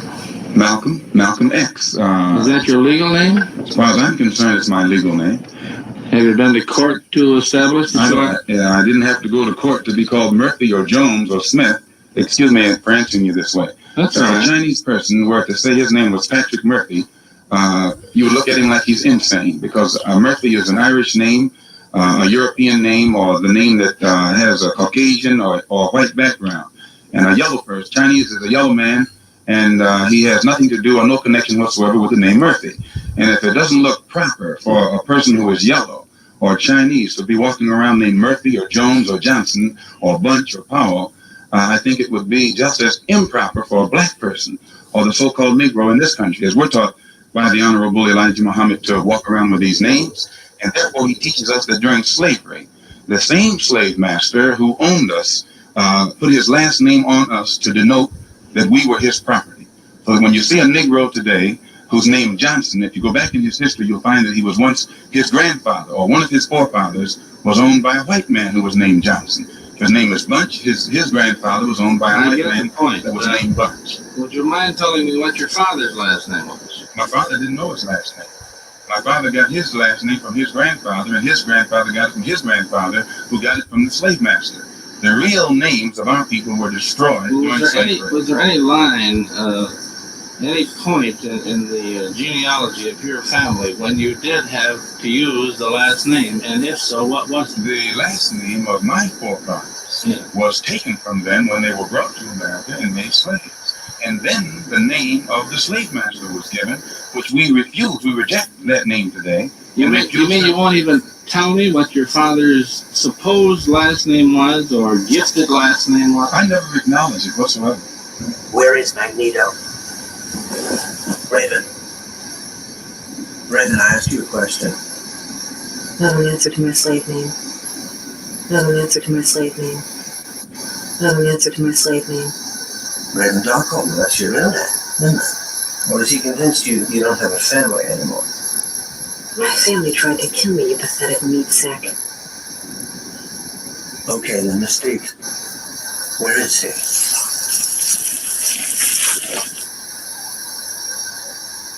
Right, brothers. Can you hear me? Because I'm getting some distorted feedback going on. Can you hear me okay? Yeah, I can hear you. Right.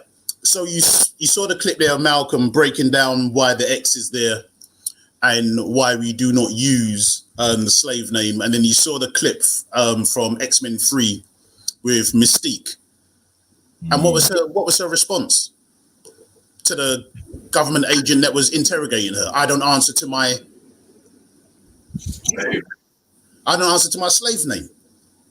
See, but when were the mutants enslaved? They weren't. So what is it that the film writers are actually putting in this film? This is about you. This ain't about mutants. This is about you. This is about your experience, your history. Yeah? Mm-hmm. And again, I'd have to give props to Professor Les for this one. And we know that her government name is Raven Darkholm. Raven, a blackbird, black, Darkholm. Why Darkholm? Perhaps a reference to the home of the Darkies. Remember all these books that used to be written about us? Africa, the heart of darkness, the home of darkness, and her government name, her slave name, is Darkholm. And she's blue all over, innit? She's got that strong melanin look. That's the basis of her character. Exactly. You know, and just in case if people think again, oh, Brother Hakim, you're just pulling at straws, man. Are you really sure? Well, people can hear from Wolverine himself. Because the X-Men comic book, when it began, I'm not sure if you know, was an allegory for the civil rights movement. So Patrick Stewart's character, Xavier, was Martin Luther King, and Ian McKellen's character, Magneto, was Malcolm X.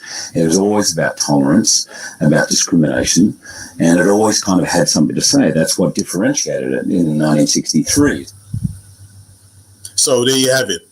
Hugh Jackman, even Wolverine, is letting you know, look, the X-Men, it's not really about some mutants fantasy. Look, Stan Lee was inspired by the whole civil rights movement. He was inspired by Dr. Martin Luther King and Malcolm X. And as you can see, the picture of them standing together, and it was the only picture of them taken together. This picture was taken when they went to the Senate House, when they went to Congress, when the civil rights bill was being passed. And if you watch X-Men 1, and there's a scene where Jean Grey is in the Senate House, Congress, and they're debating the civil rights bill, and then the camera pans up, and then that's where you see Magneto and Xavier for the first time on the balcony, and that's the same balcony where Dr. Martin Luther King and Malcolm X met each other for the first time. ICF, baby. Shall I press on for a little bit? Yeah, go ahead, bro. All right. So Logan now. Does Logan just represent an individual? Does he just represent this Wolverine that's half man and half beast? Or does he represent even something more deeper that's to do with you? Oh, I'd like your definitions of weak and strong and public principles on my desk on Wednesday, all right? That'll be all.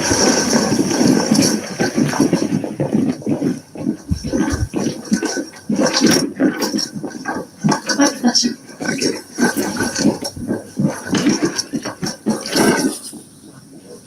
Physics. I'm Charles Xavier. Would you like some breakfast? Where am I? Westchester, New York. You were attacked. My people brought you here for medical attention. I don't need medical attention. Yes, of course. Where's the girl? Rogue? She's here. She's fine. Really? Logan, I'd like you to meet Aurora Monroe, also called Storm. This is Scott Summers, also called Cyclops. They saved your life. I believe you've already met Dr. Jean Grey. You're in my school for the gifted, for mutants. You'll be safe here from Magneto. It's a Magneto. A very powerful mutant who believes that a war is brewing between mutants and the rest of humanity. I've been following his activities for some time. The man who attacked you is an associate of his called Sabretooth. Sabretooth. Storm. What do they call you? Wheels? This is the stupidest thing I've ever heard. The Cyclops, right? You want to get out of my way? Logan, it's been almost 15 years, hasn't it? Living from day to day, moving from place to place, with no memory of who or what you are. Shut up. Give me a chance. I may be able to help you find some answers. Right. Logan, Wolverine. Professor Xavier said it's been how many years? Did you catch that number? 15. 15 years since you've been wandering around, not knowing who or what you are. It's been 15. Why 15? They could have chose any number. Why 15? You've got to remember it was in the 1500s. It was in 1555 that Queen Elizabeth I commissioned this man right here, this beast in the left corner, Sir John Hawkins.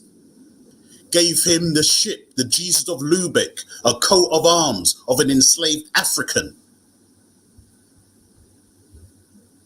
to now venture into what some people like to call the European slave trade, but we know it was our African Holocaust. And it's been from the 1500s that we lost our language, our culture, our religion, our God, our mores, our foreways. I mean, we've been walking around not knowing who or what we are. Who's watching who? Who's watching who? Make sense, brothers? Yep. In his Wolverine origin story, doesn't his story start from them times there as well? 1500s. I swear the film there is him when they try to deal with giving him an origin backstory, it goes back to, I think maybe, is it the 17th century or 16th century where he starts. But you see this gentleman here, his name is Avi Arad, and he used to be the CEO of Marvel Studios before Kevin Feige took over. Now, on the left-hand side, there's a graphic novel called Weapon X that tells a story of how Wolverine was taken and given the adamantium over his skeleton. But on the right-hand side to your screen, there's another graphic novel. And in the back of that graphic novel, there was an interview with Avi Arad. And this is where this excerpt comes from. Because he goes on to say, when it comes to Wolverine in the comics, my favorite moments come from Barry Windsor Smith's Weapon X. They take a human, put him in this vat and change him from the inside out. And in the process of pain, erase his memory forever. I think this is one of the cruelest things you can do to someone. This is the birth of Wolverine. Whatever he was the day before is irrelevant. That ability of humans to take someone and do that to them, I think, defines the story of the X-Men. It's slavery and Holocaust. Not Brother Hakim saying this. This is Avi Arad, who used to be the CEO of Marvel Studios. It looks like he gets it. See who's watching who. The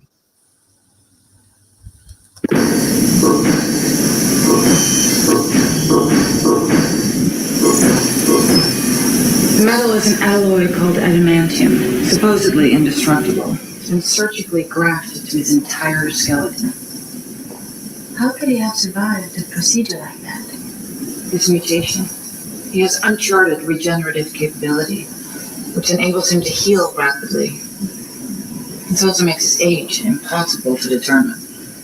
He could very well be older than you, Professor. Who did this to him? He doesn't know. Nor does he remember anything about his life before it happened. Experimentation on mutants. Yeah, it's not unheard of. So did you get all that, brothers? Mm-hmm. Right. He could even be very older than you. See, we don't know his birth record right now. Just like you, just like us, the black man and black woman. They can't pinpoint our birth record. 1 minute it's 1 million, then it's 1.2 million. Oh no, we've done some more carbon dating. It's 1.5 million. We're old, we're ancient. Boy, he's got genes that rejuvenate, that can heal, super heal. I wonder what that's talking about. And experimentation without permission. Man, this is all of us. This is our story. Do you know who that is? Is that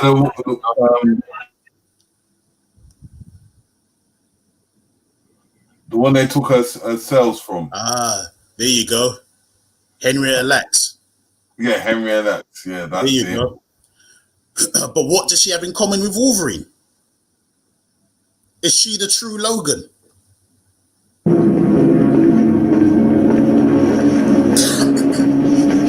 So here's a scene out the film X-Men Apocalypse, one of the end credit scenes. Corporation, government agents, and they're always after Wolverine's genes. I wonder why. Always after Weapon X's genes.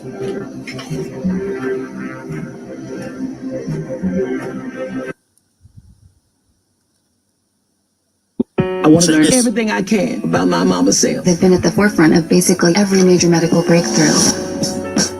Even though Henrietta Lacks passed away in 1951, she still made huge contributions to the medical field. Those cells were being used to help cure polio and cancer and HIV. To know that a part of your family is the reason why we have vaccinations and in vitro fertilization is just amazing. Everyone's saying Henrietta Lacks donated themselves. They took them and didn't ask. Her family was not informed. Doctors had taken a sample of her tissue, and over time, what had happened to her and her cells were revealed. It's true, right? Yeah, actually, let's show everybody what you're talking about, because I think it's really important to get this across. Come on up here. Okay. I made a little animation for you. I know you like animations. I love animation. So how doing these? Okay, what are we doing? So I'm going to show you how this is like Henrietta the movie where the cells show up. Exactly. We should recreate it so they can live it right now. So normal cells look like this, but in Henrietta's case, they took the cancer cells from the cervix, they slice them up, they put them in these little drums, they spin them around. Now, in a normal situation, the cells, they live for a day or maybe two, maybe three, but then they're gone. Right.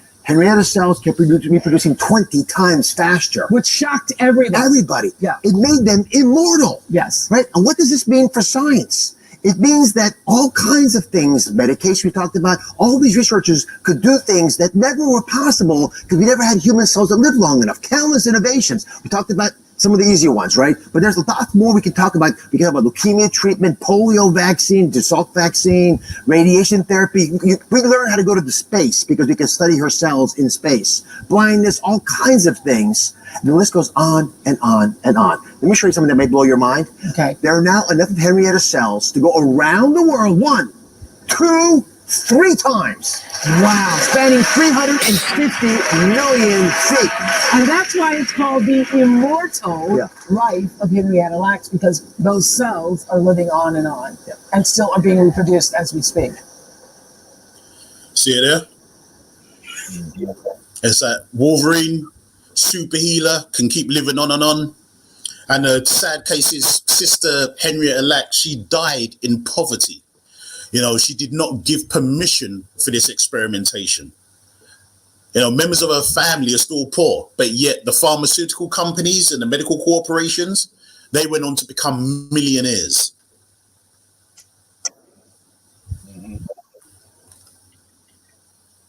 Experimentation. next week. Forgive the beginning quality of this because this is a very, very, very old program I taped off Channel 4 back in the day, back in the 90s, in the early 90s when people still used to use VHS.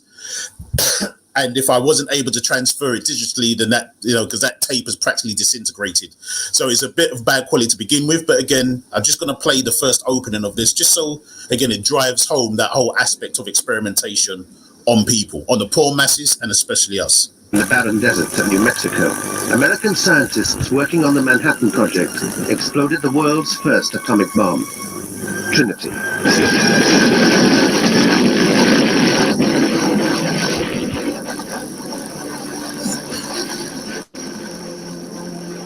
What remained a secret for 50 years was that the team of scientists that developed the atomic bomb had secretly injected American civilians with plutonium to see what happened. They were not alone. Throughout the Cold War, British and American scientists carried out hundreds of radiation experiments on vulnerable people. They used cancer patients to test the effects of radiation on the human body. They injected hundreds of pregnant women with radioactive isotopes. They secretly removed the bones from dead British children to experiment on. And they gave radioactive food to British Asian women without telling them. This film tells the true story of how scientific arrogance and Cold War zeal led doctors on both sides of the Atlantic to carry out deadly experiments. Want to look at some science? And they've been going home for the different stations. And there's something about everything I heard about. I didn't know much I would like to refer. That's about tracing the 18 hospitals. Right, so you heard about these plutonium experiments that was carried out. If you watch the program, you'll find out that they carried out experiments on poor, working class, white American children that was in special needs schools. They carried out experiments on working class, white women in Britain that were pregnant, injecting them. And on the last clip that you just saw, they also laced food. If you watch the program, you'll find that they laced chapatis with radiation. So the Indian community in Leeds would consume radiated food so they can see what radiation would do to the body. And believe it or not, the way they got them to do that was because it was prescribed through their local GPs. Now, in this day and time that we're living in, with viruses and vaccines, we need to be so careful as a people, so careful. When we're reading and seeing on the news how they're quick to go into Africa, and some of our leaders are so dumb and so greedy in Africa, they're allowing them to come in here to experiment on our people. Now, I'm not saying that the virus is not real. People have their views on that. I'm not saying that the illnesses that people have gone through is not real. That's not what I'm saying at all. What I am saying is that we need to be so mindful who's coming up with the treatment for this. We need to be very mindful who's supposedly working on the cure for this and who are they experimenting on. And we may need to find other sources and alternatives. But we can't take anything just for face value nowadays, because this program tells you the very first person who they experimented on regarding plutonium was this. Using other clues, it took Irene Wilson a single phone call to identify her first plutonium victim, a black man called Elmer Allen.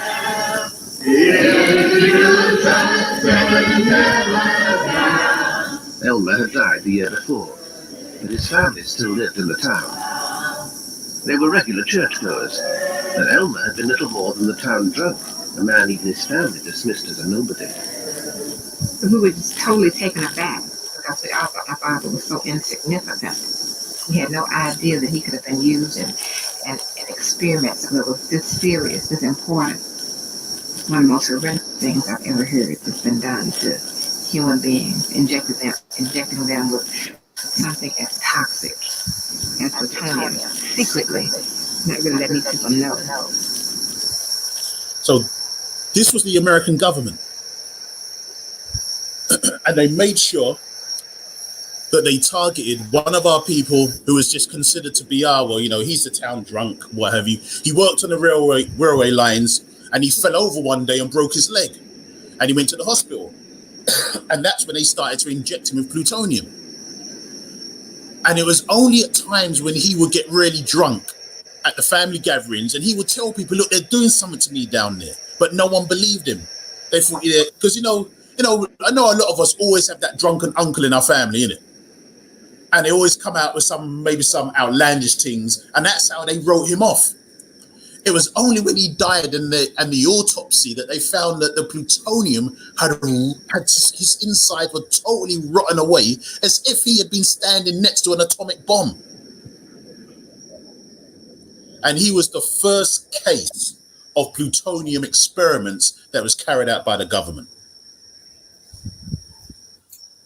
Experimentations on mutants, not unheard of. Now, a lot of people miss this. This was a report that came out in 2010, and this was under the administration of Barack Obama. All right, well, we're going to start with some breaking news, an NBC exclusive, and frankly, a stunning disclosure from the federal government about medical experiments the U.S. conducted on unknowing patients back in the 1940s. Today, officials at the very highest levels of government will apologize. Robert Bazell is NBC's chief science and health correspondent. He has this exclusive story. Robert, good morning. Good morning, Savannah and Chuck. The officials who will do the apologizing include Secretary of State Clinton and Health and Human Services Secretary Sebelius. From 1946 to 1948, officials with the U.S. Public Health Service injected gonorrhea and syphilis as part of an experiment into people in Guatemala without their permission or consent. And these people included people in mental institutions, included prostitutes who were set loose in prison in an attempt to see how the organisms would spread. It was all part of an effort to learn more about venereal disease after the Second World War, when sexually transmitted diseases had wreaked such havoc on U.S. soldiers. This is a horrible, horrible story. It has no redeeming value. The records were hidden in Washington for many years until a historian at Wellesley University named Susan Rubberby found out about them. We're going to hear a lot more about this throughout the day, but there's going to be a lot of apologizing all around. So even he had to say, this has no redeeming qualities at all.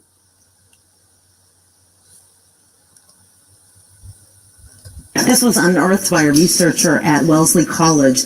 What she found is that in the 1940s, doctors at the U.S. Public Health Service, a part of the U.S. government, were interested in studying syphilis and penicillin. They had penicillin. They weren't quite sure how well it worked. It was in the early days of penicillin. So they went to Guatemala, and they found some prostitutes with syphilis, and they arranged for the prostitutes to have sex with prisoners in jail and also with patients who are in a mental hospital, to infect those patients and then give them penicillin to see if it worked. And sometimes the patients didn't get sick, so what they did was this is really horrible, they took their arms and their penises and would abrade them, would sort of rough them up and pour the bacteria onto that skin. And then when that didn't work, they would sometimes just inoculate into the spine. They would do a spinal puncture and give the syphilis that way. And then they would try the penicillin to see how it worked. And let me read a little bit from the apology. It's just coming, today. This happened. This is a U.S. government we're talking about. Correct. Human guinea pigs. Human guinea pigs, Right. sponsored by the U.S. government. So here's the apology. We deeply regret that it happened, and we apologize to all the, to all the individuals who were affected by such abhorrent research practices. I know, it's almost like you don't know what to say. And we think about, remember the Tuskegee Institute, the research there that they did on African Americans. So you get that, brothers?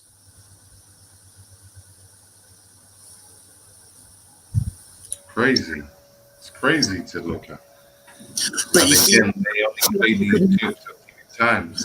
So most people don't see them all the time. Sorry, repeat that again, brother. I never got that. Say that again. I said it's crazy when you see these clips played directly after looking at the footage. Right. Because again, they will only show these news footage one time, two times at best. Exactly. So it's funny when you see them facing what they've done just in a moment of time and see their reaction. And again, this is why you know they're not going to show it. Exactly. And brother, see, look, this is the way that I use film. I have to use it as an educational tool, you know. And who would have thought that when you watch X-Men for the first time, that you could teach all of this real social knowledge, this whole social history, the current social political status and what's going on. Who would have thought you could teach that just from a few scenes from the X-Men? This is the reason why an ICF is so important, an independent cultural foundation.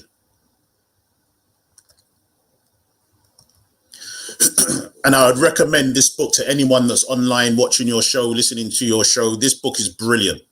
Medical Apartheid, The Dark History of Medical Experimentations on Black Americans from Colonial Times to the Present. It actually became a New York Times bestseller, and it won a couple of awards, and it's a brilliant study. And again, you know, just in case, because you know that this always happens sometimes, that some people would think, yeah, but that's some conspiracy theorist or whatever. But this is a sister that actually comes through the mainstream of writing and from a mainstream medical background. But it's a brilliant study revealing the truth of the experimentations that have been carried out on us as a people. So that's the reason why I'm saying in this present moment in time, and that's the reason I thought, you know, let me include these clips, because in this time that we're living in of a pandemic, our eyes need to be doubly wide open.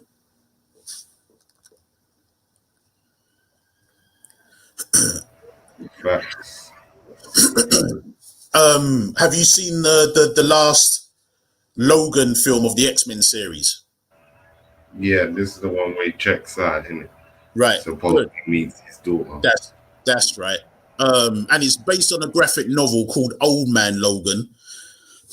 That's the cover you can see there on the right hand side. So it's based on this graphic novel. You know that Old Man cover. Wait one second. Hold it, bro. Don't jump in too much. Okay, say no more. Now, brother, I love the fact that your ICF is totally engaged. It's totally engaged. Yeah. I'm there. Go ahead, King.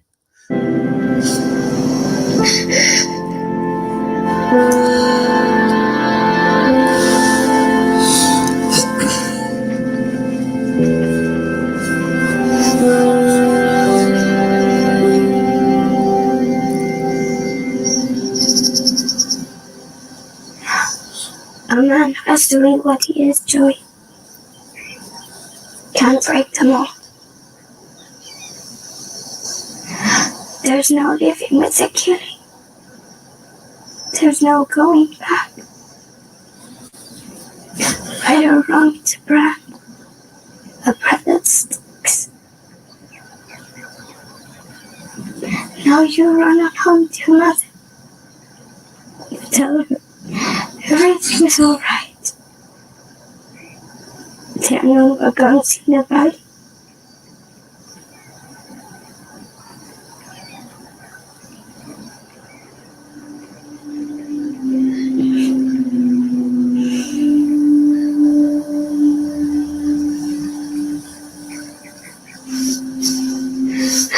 Let's go.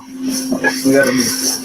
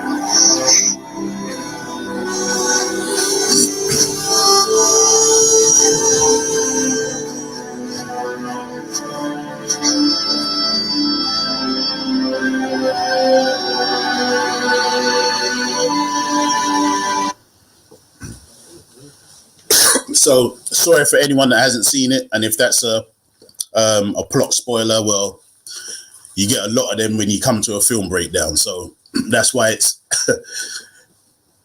it's always worth seeing the films if you're going to come to a film breakdown, because there's going to be a lot of plot spoilers. But like Brother Richie, like you were saying, that's the one where Logan checks out. But the significance of turning the crucifix, the cross, round to an X, and the camera zooming in on that. See, for us, coming from an independent cultural foundation, formulating our own 3 Cs, what significance does that have for us? Coming from one symbol into another. So, Brother Richie, what was you going to say about the cover? I was going to say that the cover of the book, Ice Cube used it later on for his album, Death Certificate, classic. Okay. Exactly. Just a slight correction. Ice Cube didn't use it later on. He was the first one to use it. Oh, did it come before? Yeah, because if you go to the Marvel website, check this out, bro. Now, again, this is not Hakim. I always give my sources. You can see the source where I got it from, so you can check it out yourself. Marvel select their favorite iconic albums to be the limited edition covers for best-selling graphic novels. You see, when Old Man Logan first came out, that wasn't the original cover for it. But the top Marvel officials sat around and said, look, we're going to re-release some of these graphic novels. One of the first ones we're going to re-release is Old Man Logan because it done so well. And they decided to have a discussion, say, you know what, let's replicate our most favorite albums, and whichever one gets the highest vote as your most favorite album, that's the cover we're going to replicate and use for Old Man Logan. And it was Ice Cube's Death Certificate that got the highest vote in Marvel. That's funny. Yeah. That's funny. When you know about the tunes that's on the album. And there you go, but look at the picture now. Right. Because one of the biggest tunes for me on that album is Horny Little Devil. Right. You understand? To this day, in my opinion, that's still Ice Cube's most political album to date. That's still his most militant and blackest album to date, in my opinion. You know, the death side, the life side, he's got Dr. Khalid Muhammad that deals with the death side, sorry, on the outro. And then you've got Dr. Khalid Muhammad that does the intro to the life side. You know, the death side is a reflection of where we are as a people, the Ice Cube says, and the life side is a mirror of where we need to go today. And in the splurge in the corner, he says that, you know, the Nation of Islam has the best program for our youth and for our inner city youth, male and female, to turn them around. And that's the reason why on the album cover, you can see on the left side, you can see the lynch mob, you can see the street brothers. And then on the right side of him, you can see the FOI, the Fruit of Islam, the members of the Nation of Islam on the right side. And him right in the middle, being the bridge between the two and unifying and showing a transformation from one side to the other. And that whole X, you see, because when you are first processing, when you join the Nation of Islam and you recite your actual facts, and after you go through that stage, you're given an X. See, a lot of people think that Malcolm X called himself X because he decided to. No, that's a procedure of the Nation of Islam, which Malcolm joined and went through that same procedure. Why do you have an X? Because in mathematics, the X is the unknown. And hence, like I said before, when we was brought from the east unto the west, and when we was put on those death plantations, and when we was put through a process of social terrorism to take us out of our God, our religion, our culture, our mores, our forays, and our names. So therefore, and then we was given and branded with the name of the plantation, the death plantation that we was put on, whether it was Jones, Smith, Witherspoon, Johnson, whatever the case may be. So the X denotes we don't know our original name. It also means X as in no longer. something that you used to be. So when you fall out with your partner, they become your ex. If you're no longer a smoker, you're now an ex-smoker. You're no longer a consumer of heroin or crack, you're an ex-addict. You want to get out of something very quickly, you look for the exit. So that's the other thing that it symbolizes. We're no longer the Caucasians or the white man's slave. We're no longer that which he made us into, a Negro or a nigger. We're an ex that. We're now formulating ourselves to be a god. And it seems like Marvel was inspired by that to come up with the X-Men. But we now know who the real X-Men are. You with me? Just like how we know who the real Avengers are. And it's funny you saying that, because X is in form of number 10 is the reset button. Go ahead. Go ahead, bro. It goes from 0, from 1 to 9, and then it starts again. Go ahead. Beautiful. So, in the film Logan, the track that is played while the credits are going is a track by Johnny Cash. And it's a song called There's a Man Comes Around. And the chorus is, there's a man going around taking names. Again, I'm not going to play it because it is just a track. It's not actually the credits of the film, so I won't play it for the copyright thing that you said before, brother.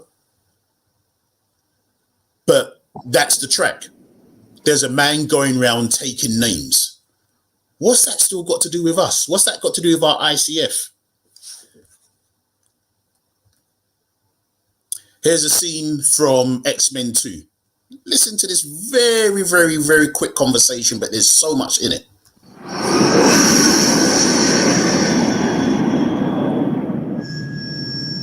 Why don't we get uniforms? Yeah, where's ours? They're on order. Should arrive in a few years.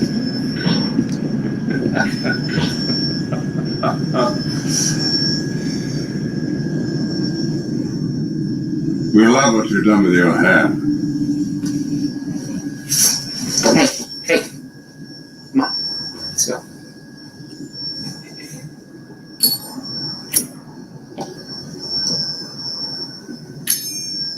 So, they say you're the bad guy.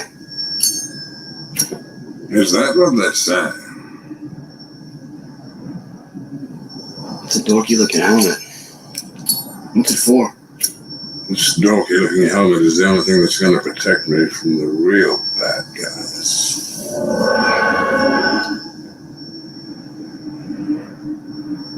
What's your name? John. What's your real name, John?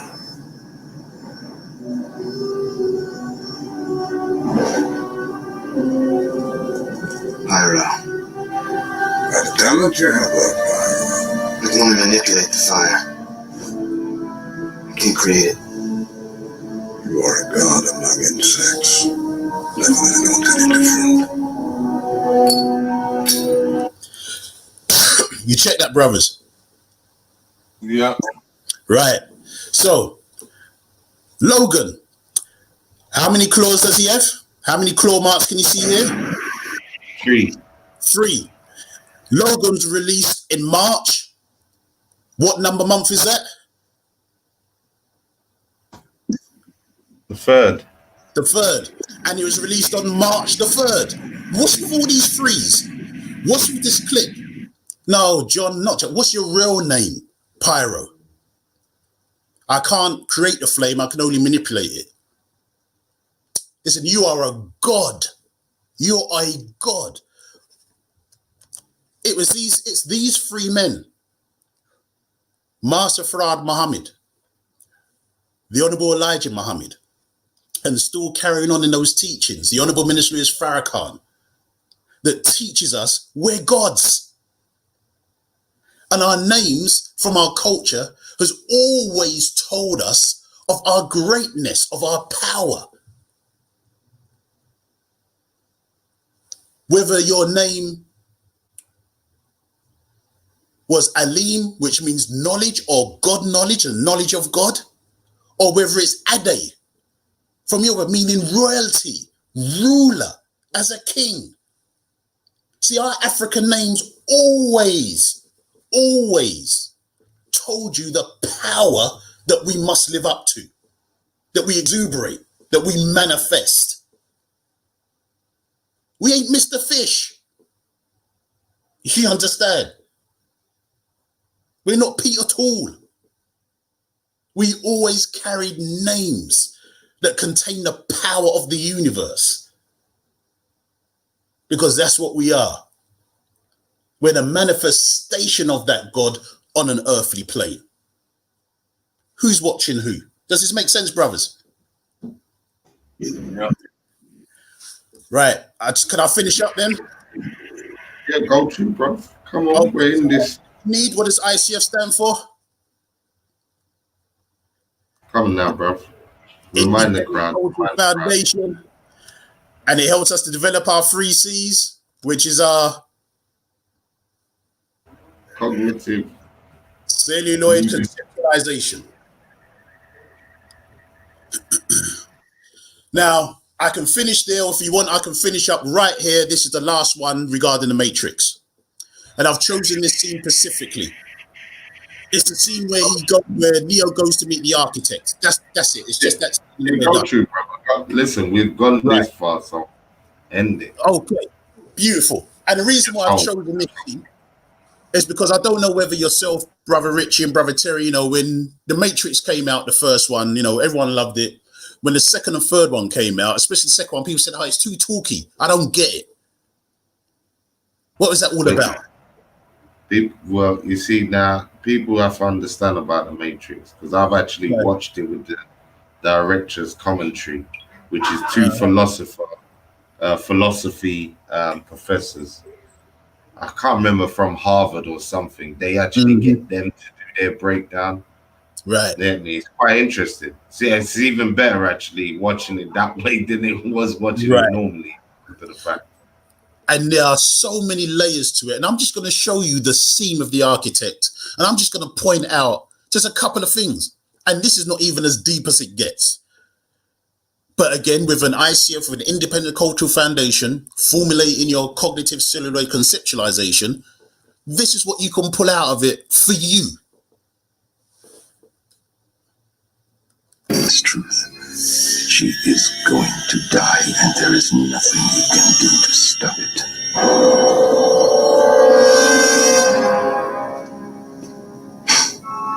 Hope. It is the quintessential human delusion, simultaneously the source of your greatest strength and your greatest weakness. If I were you, I would hope that we don't meet again. We won't. Right. So, brothers, I don't know, that's a scene that kind of throws a lot of people, especially when they watch it for the first time. And I say I do a powerful film breakdown just on the Matrix itself. So I just want to point out just 1 or 2 things, just so it gives you an indication or an idea of what you can unpack from that scene. Remember when Neo first walks through the door to go and meet the architect, and he walks through the light, and then he sees the universe in front of him. Well, from this book, one of the first books that came out actually on Freemasonry, because we got to think to ourselves, why do they call that character the architect? Well, in Freemasonry, it states the Son of Righteousness shall descend if we are found worthy by his password.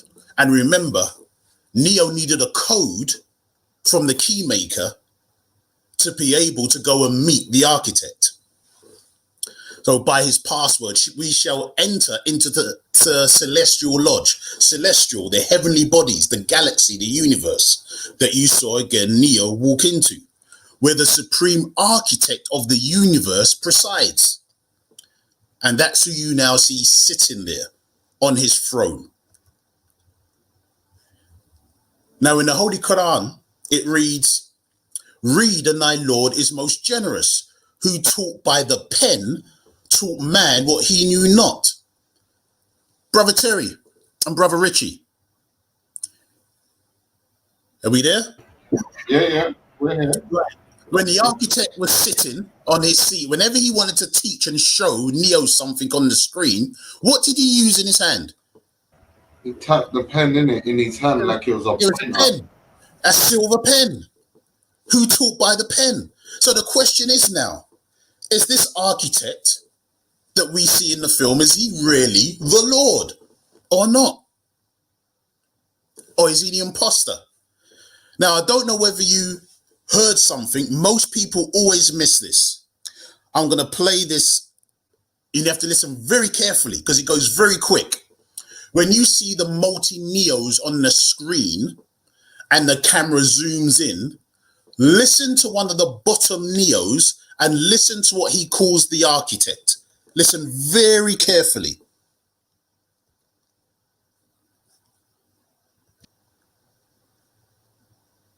Terry, no, Richard, did you hear that? I didn't catch that.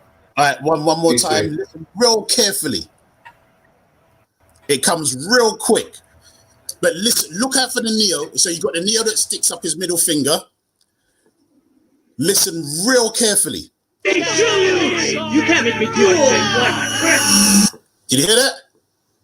You old white prick. That's what Neo calls the architect. Okay. Listen now. You can't make me do it. Why is Neo calling him an old prick? See, what message are they putting in there? See, he's sitting in the seat. The architect is sitting in the seat of the supreme architect, the Lord, God. But Neo, nah, you're an old white prick. Man, from the Bible, let no man deceive you by any means, for that day shall not come, except there come a falling away first, and that man of sin be revealed, the son of perdition, who opposeth and exalteth himself above all that is called God or is worshipped, so that he as God sitteth in the temple of God, showing himself that he is God. And now ye know what withholdeth, that he might be revealed in his time. And then shall that wicked be revealed, who the Lord shall consume with the spirit of his mouth, and shall destroy with the brightness of his coming. Remember, there was a brightness to Neo's coming. Even him whose coming is after Satan, with all power and signs and lying wonders. See, we're living in a time where people say now they want to topple white supremacy. We're living in a time where people are toppling statues and they say they want to separate. But see, the most honorable Elijah Muhammad, he taught about separation decades ago. And he taught one of the most important parts of separation. It's understanding who's in your mind. Who have you had living in your mind, controlling your mind, sitting in your dome? Because the human skull, the cranium, is shaped like a dome, right, brothers? Mm-hmm. And it's no accident that temples, mosques, synagogues, cathedrals, they're all in the shape of a dome. The place where Neo went to meet the architect is in the shape of what, Terry? A dome. A dome. And who's sitting in there? The old white prick that's controlling everything. Remember, every time he flicks the pen, you see all of Neo's history. But this is an arch deceiver. He's been living in Neo's head. The question is, who's been living in our head? You familiar with that picture? Yeah. Michelangelo, the 16th chapel. Yeah. It's probably Adam. It's in the Vatican. But do you know what that picture actually resembles? The human brain. Look at that. See, who is the king of our dome, as Minister Farrakhan teaches? Who's in our mind? Are we toppling that statue in our mind? Because we can topple external ones. But if we're still carrying around white supremacy in our head, we would always be giving birth to it just in a new form. And why is it that you've got the image of God with his hand and finger pointing through that part of what could be considered to be the same shape as the brain? Why? Because that is the prefrontal cortex, the part of the brain that enables us to assess situations, make sound decisions, and keep our emotions and desire under control. But if you've got the white man living up in there, who's controlling your emotions? Who's controlling your desire? What decisions are you making? Are you making decisions based on your own independent cultural foundation or on the foundation and culture of others? And you don't even realize it. That's the reason why in the Matrix, the first thing you got to do, you got to unplug. See, the umbilical cord in the Matrix isn't attached to the stomach. It's attached to where, brothers, in the film? It's attached to the brain, the back of the head, the mind. Yeah. You with me? And just to finish off, there was a series called the Animatrix, and these were a series of animations that told short stories that fill in gaps in between the films of Matrix 1, Matrix 2, Reloaded, and Matrix 3, Revolutions.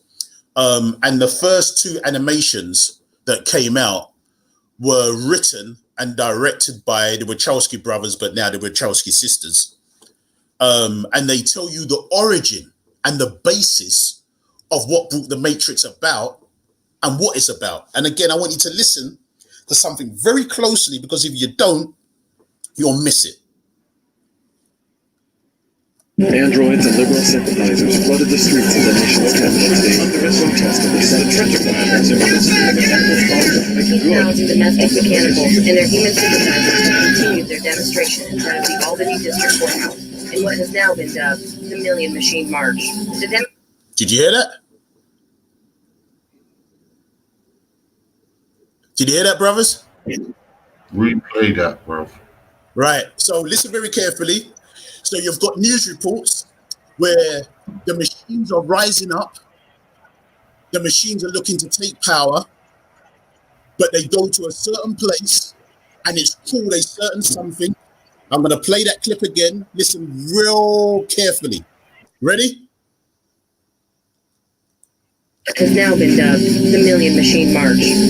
Did you hear it? Yeah, the machine march. No, I'm not picking that up. Machine March. This is not Brother Hakim. And if you notice, look what they place as one of the robots. Can you see? Can you see what the robot is wearing? Suit and tie. Bow tie. Yeah. Who's watching who? See, they're looking at our situation. And they're even being inspired by what we've done. And if they can be inspired by our story, if they can be inspired by our real living situation, and then come up with a film that makes multi-millions at the box office and has impact and influence on people, then hell, man, surely we can make something better than damn Soul Plane. But this is the reason why I say we need an ICF, brothers and sisters, because with an ICF and with our 3 Cs, we're able to decode and recode what comes off that screen, and we're able to use our own foundation so we can break down the cultural semiotics, the signs and symbols that are coming off that screen. So, Brother Terry, Brother Richie, that was just a snippet, a taster of what I do when I do a full film breakdown. That was just a snippet. That's why we need.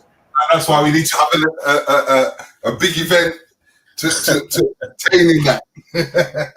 So watch out, family. There'll be some big seminars with Brother Hakim. We'll try and organize it and see what can happen. Most definitely. I was feeling that. You get me? And you know what's funny about the Animatrix, yeah, that they highlight even more? That how people are discovering the Matrix or discovering that this isn't real. They use a lot of black characters within that cartoon. That's like right. They use the runner, they use the black guy with the Chinese woman, and they're doing the mission. Like they very much, especially with animation, because they can go that bit further, even more so than movies. They usually will show you visually a lot more, as well as still drop the one-liners and the jewels of information in the dialogue. You understand? But 100%.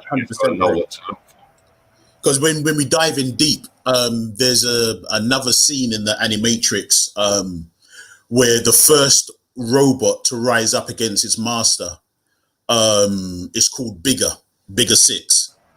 Yeah.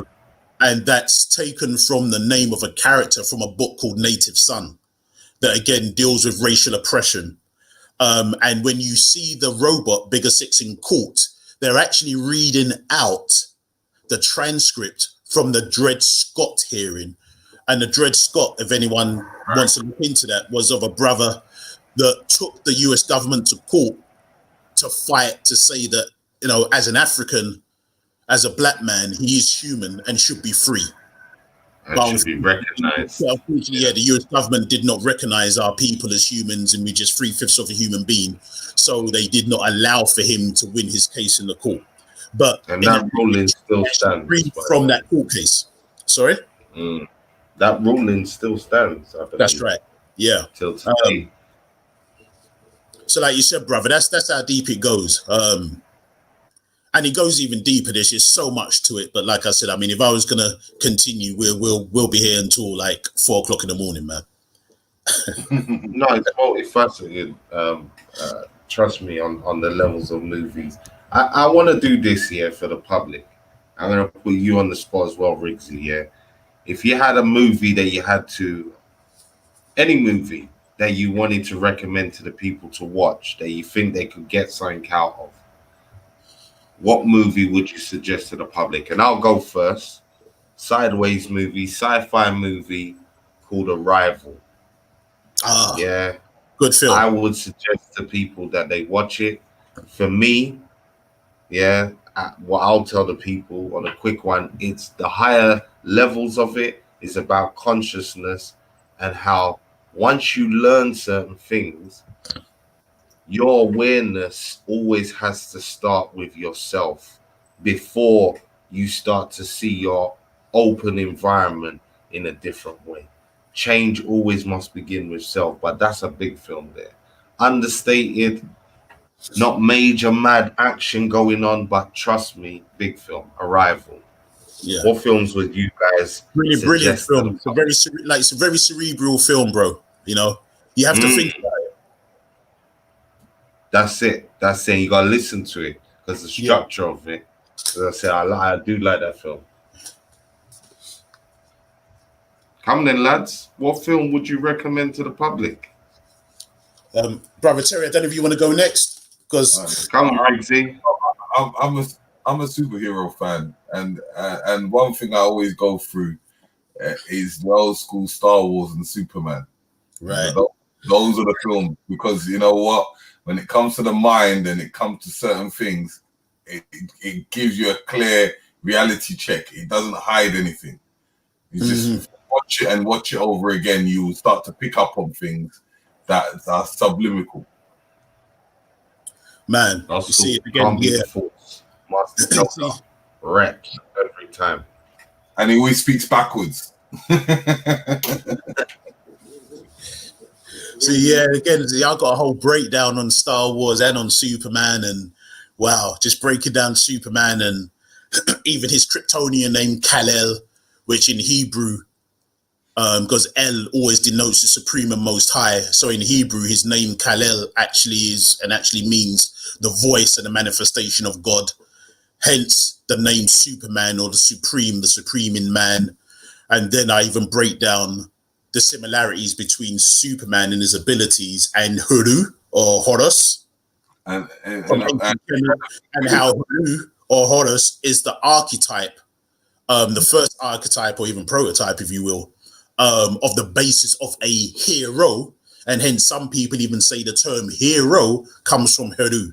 And just that whole breakdown, man, and Superman, and again, Star Wars, damn, man, yeah, we got a whole breakdown in Star Wars, and showing what Princess Leia, who that was really based on, how Anakin Skywalker then growing up into Darth Vader, and then having a man that's a son, Luke Skywalker, that has to travel to then to redeem him, and atone.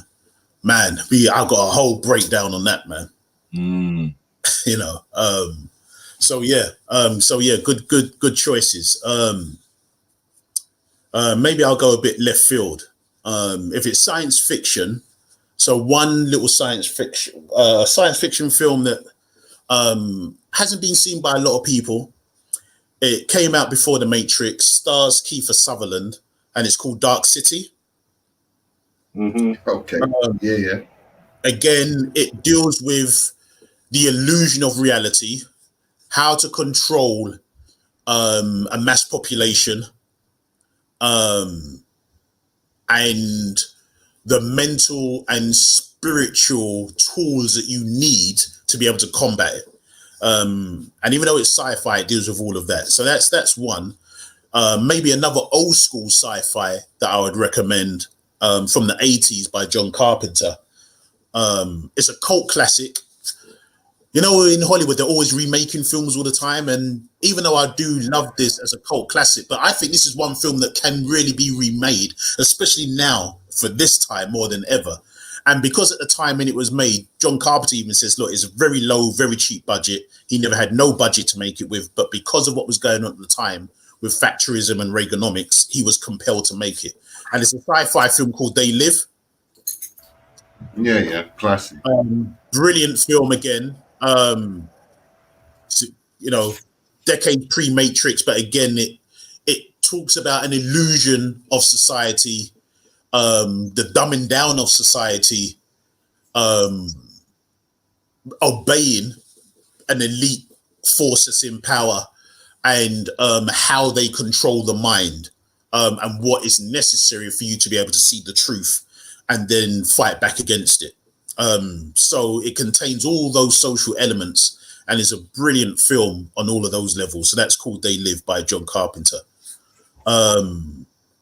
For political drama, I would say maybe Kill the Messenger is a good film. Okay. It stars, I can't remember his name now, but the guy that plays Hawkeye in the Avengers. It's based on true events. He stars as an investigative journalist, and it tells a story of the journalist that broke the story of how the CIA were importing cocaine into the black inner cities. So that's a pretty good film, and they even put Freeway Rick Ross in there, even though I don't think they portray him correctly in the film, but they do feature him in the film as well. So that's a film on a political drama front. If people just don't want a sci-fi or that type of film, but if they want a film that contains information and knowledge, then Kill the Messenger is a good one. No doubt. But again, Richie, man, I could give a list upon. I love film. This is what I do. I break down films. I could just keep giving a list of films. Same here. No, I'm a film guy from black and white all the way through. So yeah, I'm with you. I'm sure we can definitely have some conversation. Have some breakdowns. For real. So all right then. Well, again, it's been a good conversation. We're coming up now and hitting the 3-hour mark, so this is a good time to wrap it up. Again, much appreciated to you, Hakim, for coming on and joining us and giving your time and effort. Big up to everybody who's been listening avidly and taking in the breakdown and the information that the brother's been putting in. If you haven't hit the like button already, go and do it now before you leave. You understand? And join us tomorrow again for a show on engineering and encouraging our young people to get educated and see education as cool. You understand? And take away the stigma of nerds and just the higher learning in general. So we're going to be doing that tomorrow, definitely. That's going to be a good look. Big up again to my brother George Macon. It's his birthday today out in Philly. So make sure you have a good day, my brother. Don't do anything silly. Yeah. Big up to you, IC3. I see you there in the chat. Big up to L Spade, Melanated Goddess, Mark Vaughan, Marvin. Ooh, a few people I have not seen before. Joel, KK. Yeah, big up again to Professor William Les Henry for coming in and joining us. Appreciated for all the gems that you've helped share with our brother Hakim. Terry, is there anything you want to say? Brother Richie, I have to say, Brother Richie, you need to get Brother Professor Les on your show, man.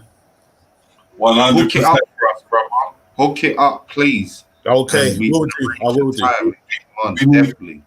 All the black people in the community to come on the platform and use this as a form of an ex-directory of people doing the works within the community.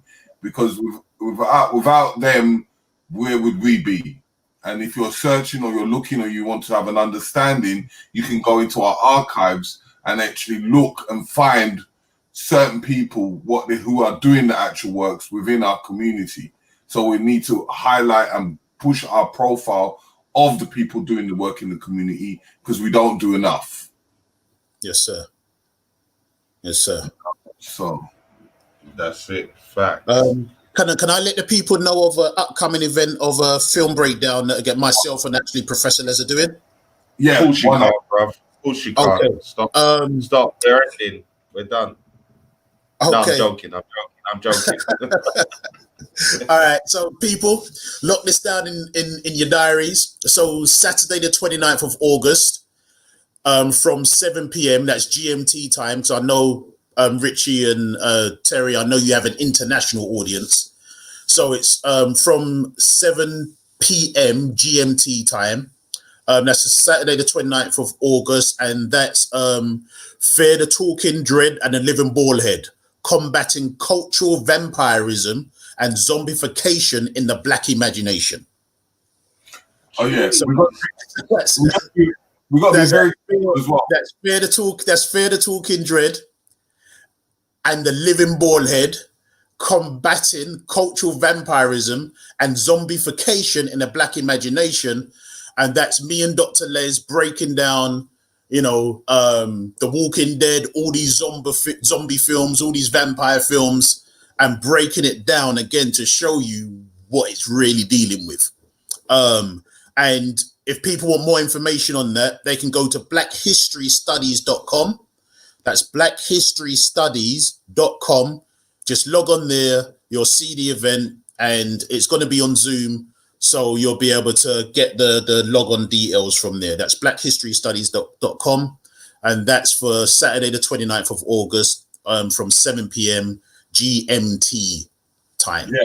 Before you say GMT, you got to be very careful because GMT is a bit off because it's BST time. BST. Okay, British Standard Time. Okay, so BST. So because when they do the GMT, it will give them a different time zone. So, right. Okay. All right. Sorry. Yeah. You're all right, bro. Yeah. So yeah, you're right. BST, British Standard Time, 7 p.m. BST. So that will be 2:00 EST time.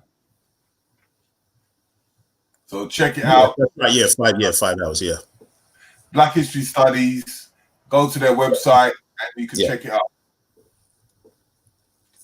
So thank you. Look, Brother Richie, thank you so much.